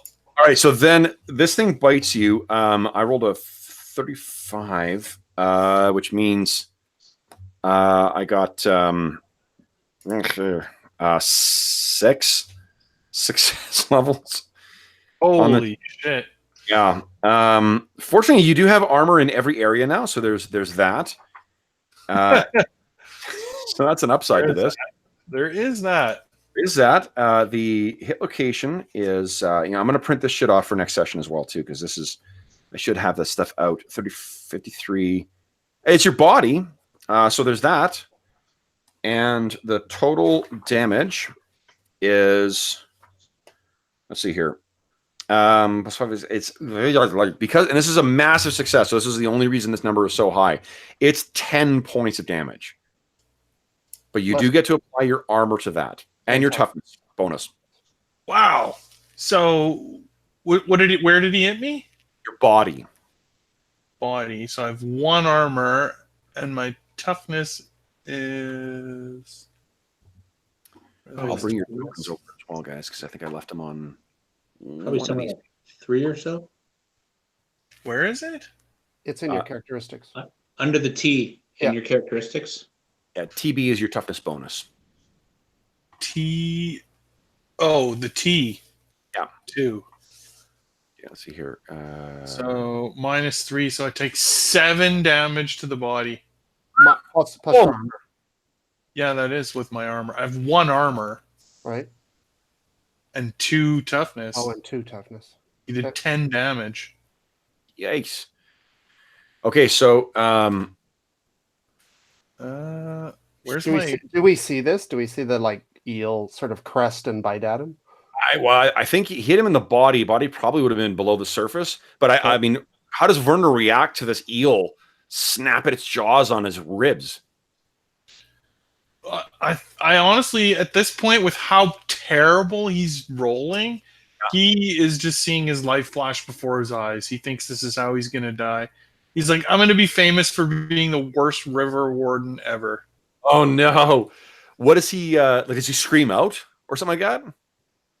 Probably in pain. I mean, 7 damage. Where's my hit points? Remember, it goes up. So just click on your token. And on the right. Yeah, on the bar, how it should fucked up you are. Well, it's like all screwed up. 7. There we go. Yeah, it's like all of his hit points. Wow. Okay, so that's it's a nasty bite. Okay, then top of the round is Gerhardt. You hear him screaming out there, and I think did you actually see the eels? Gerhardt? I don't think so. I don't think so.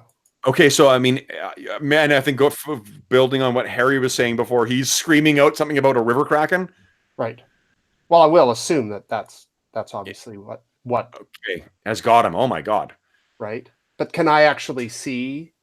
You can't actually see the. No, I think the eel will be below the surface. So. Well, no, not the eel, but Werner. Can I? Oh yeah, Werner is above. Like his shoulders up. He's swimming and he's above the surface. Okay. Well, I dive in and grab him.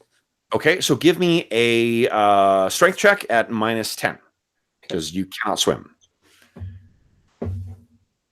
Let's see if that gets you out to him. Come on. Hold on, Greg. You told. Oh, nice. All right. So not only do you get out to him, Werner, you're going to get +20 on your next check as well. Nice. Fucking crit successes. Harry, what are you doing during this time? I'll follow them out. No. You take like 3 steps forward, and then you're like, River Kraken. I will go to the edge of the shore and parallel with them, like if they're being drawn down. And so if they can get close, I can maybe try to assist, but I'm not going back in the water. Okay, that makes sense. Awesome. Okay, so Werner, this thing seems to have the whatever bit you has let go. It's not like holding on to you, but you're pretty sure you're fucking bleeding. And Gerhardt is suddenly there and grabs you. And what do you say, Gerhardt? I just like push him as hard as I can towards the shore. Okay. So Werner, give me a swim check at +20 now. Come on, money. Here we go. Swim. Holy Toledo. Oh, so that bite was really bad. Yeah, I'm hurting. So I assume that he doesn't head towards the shore, that he's still kind of going down the river. Yeah, you can see that he's like he's not doing he's been like swimming around, like what you would hope to learn to do, right? When I see him flailing, then I don't let go of him. And you can try. Yeah, and I absolutely try to drag him towards the shore again. Yeah, so I'm just it'll just be another strength challenge because you can't swim at all. So it'll be strength -10. Let's see if you can keep yourself afloat, and I'll let you stay near him. He won't get the bonus unless you get another crit. But okay. Nice. So you are still near him. You are still above. And what I'll let you do with that success as well is to give him a +10. You're not making any progress. You'll also have to make a swim to get yourself to the shore, Gerhardt. But you're now going to get a +10, Werner, from the aid. Okay, great. Okay. I need it. Werner, I think Werner is just tanked. It's like building on what happened before. He's just tanked out by this too. He's been fighting this river. Right. Plus, he's been pouting the boat for the whole time. Well, that's why I'm trying to. I'm headed towards shore, just dragging him along with me, right? Okay. Oh my god. Like I Oh said, my if I needed to roll in the high 90s, I'd have like 6 crit successes already. All right, well let's look at your That's hilarious. um I can't do it. remember you could spend a point of resilience and just pick a number. Oh, Right? like that's resilience, not like Yeah. that's not the one No, that that's goes not the rechargeable pool. This is the finite pool. yeah, fortune comes back to perception. Resilience, you have to do something really big in relation to your resolve is something like minor in relation to your motivation. Resolve is something big in relation to your motivation. right. So it is but I mean, like it's a pretty that would be a surefire way to avoid. You still haven't gone under the water. You're just not closer. I mean, it's a crit failure, so that ain't good. What do you think? I mean, you got that damn eel out here too. What are you gonna do? No, I'll try one more time. Like, Well, that's a crit failure though. So you're actually underwater, which means you're gonna have to do one success to get above water, or a perception check to make sure you're going the right direction, and then make the swim to shore. all right. Okay, so you're under. Trying to find a stick or branch to help.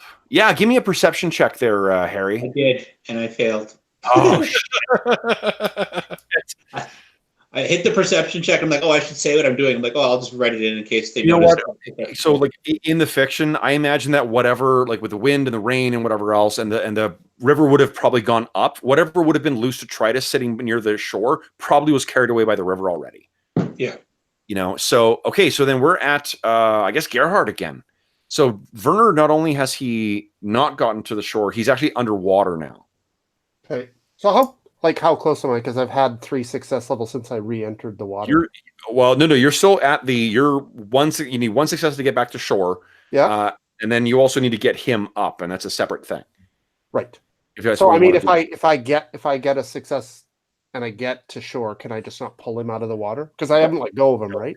Yeah, the thing is, you're not trained in swimming at all, so like it's taking everything you can muster to try and keep yourself afloat and not drown yourself, and make some progress towards shore.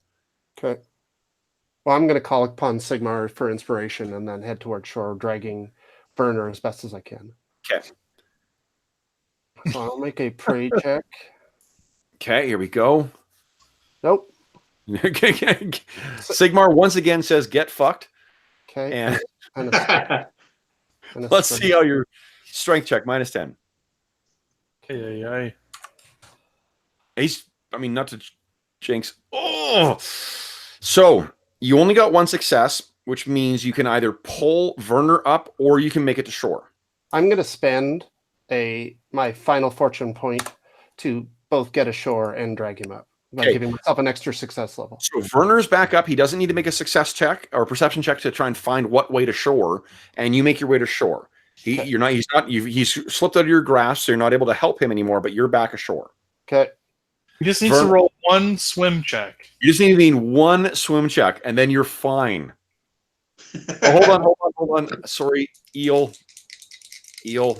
Oh, the eel might kill me. Eel. So you're bumped again, Werner, but the eel doesn't come anywhere close to hitting you. Good. Okay, but you do fear it bumps against you again, though. All right, here it is. Here it is. Swim. Hey! Nice. He swam. You finally pull yourself ashore. And as you're dragging yourself up, your 2 companions are help pulling you out of the water. You guys can see that, like, in the side of his armor, there's this vicious gash where blood is pouring out of it. I mean, like, not like mechanically that he's bleeding, but it's a nasty bite. And I have heal now. You have heal now. That's awesome. So as you pull yourself up, Werner, you spare a single look back, and in the dim darkness, you can see the last remnants of the overturned, grandma's, whatever we called it, smashes up against the remnants of the bridge and just falls into, flinders and is carried down river. Oh, good Lord. Anything to save Werner. Oh, I Well- won't miss that piece of shit. So when we get him up on shore, I'll make a heal check on him. Okay, so the heal check. Let's see here. It. If I succeed, Yep. it heals my int bonus plus my success level. Oh, nice. Okay, great. So Here we go. no, This is not a crit failure. no. Okay. So, do you have access to blessings yet, Not Gerhard? No, I don't have invoke.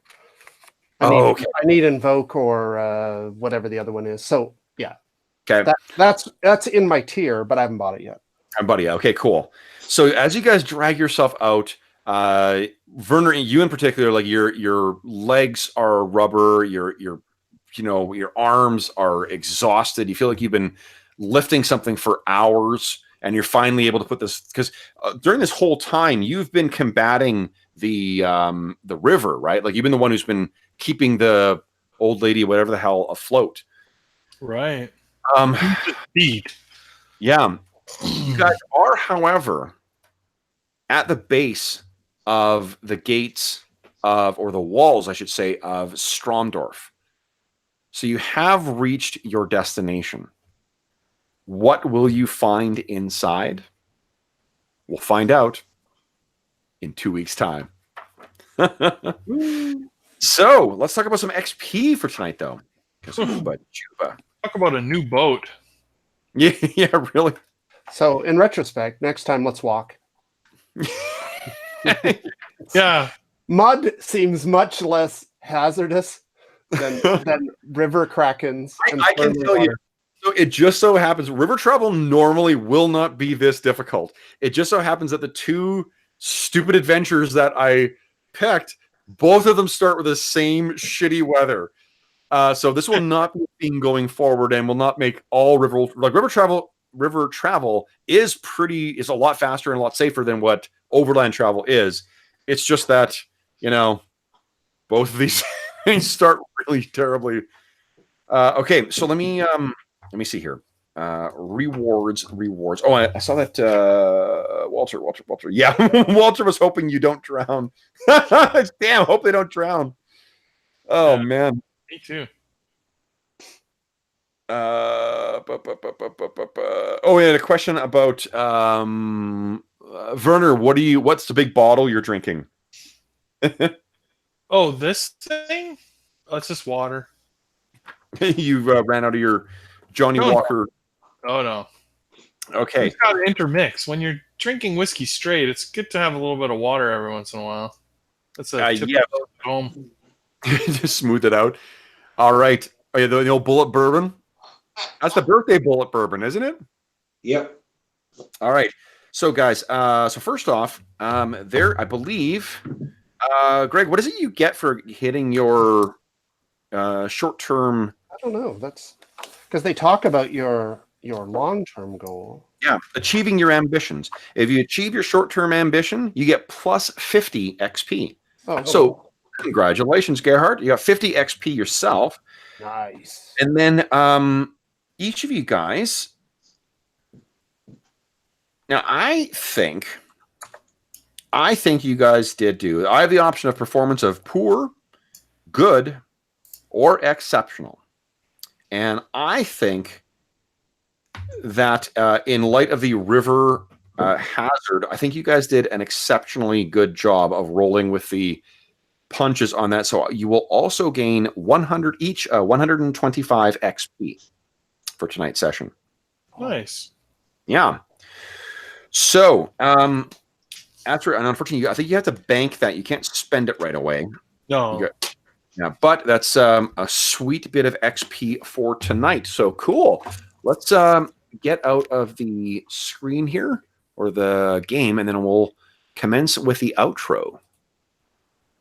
Okay, where am I here? Boom, stop sharing screens, camera back on. There we are. All right, so for those listening at home, thank you so much for joining us for session 3 of our ongoing Warhammer campaign. My apologies for the first half of this campaign, or first game spent with bookkeeping, but we're going to do that as we go along as well, too, during the downtimes.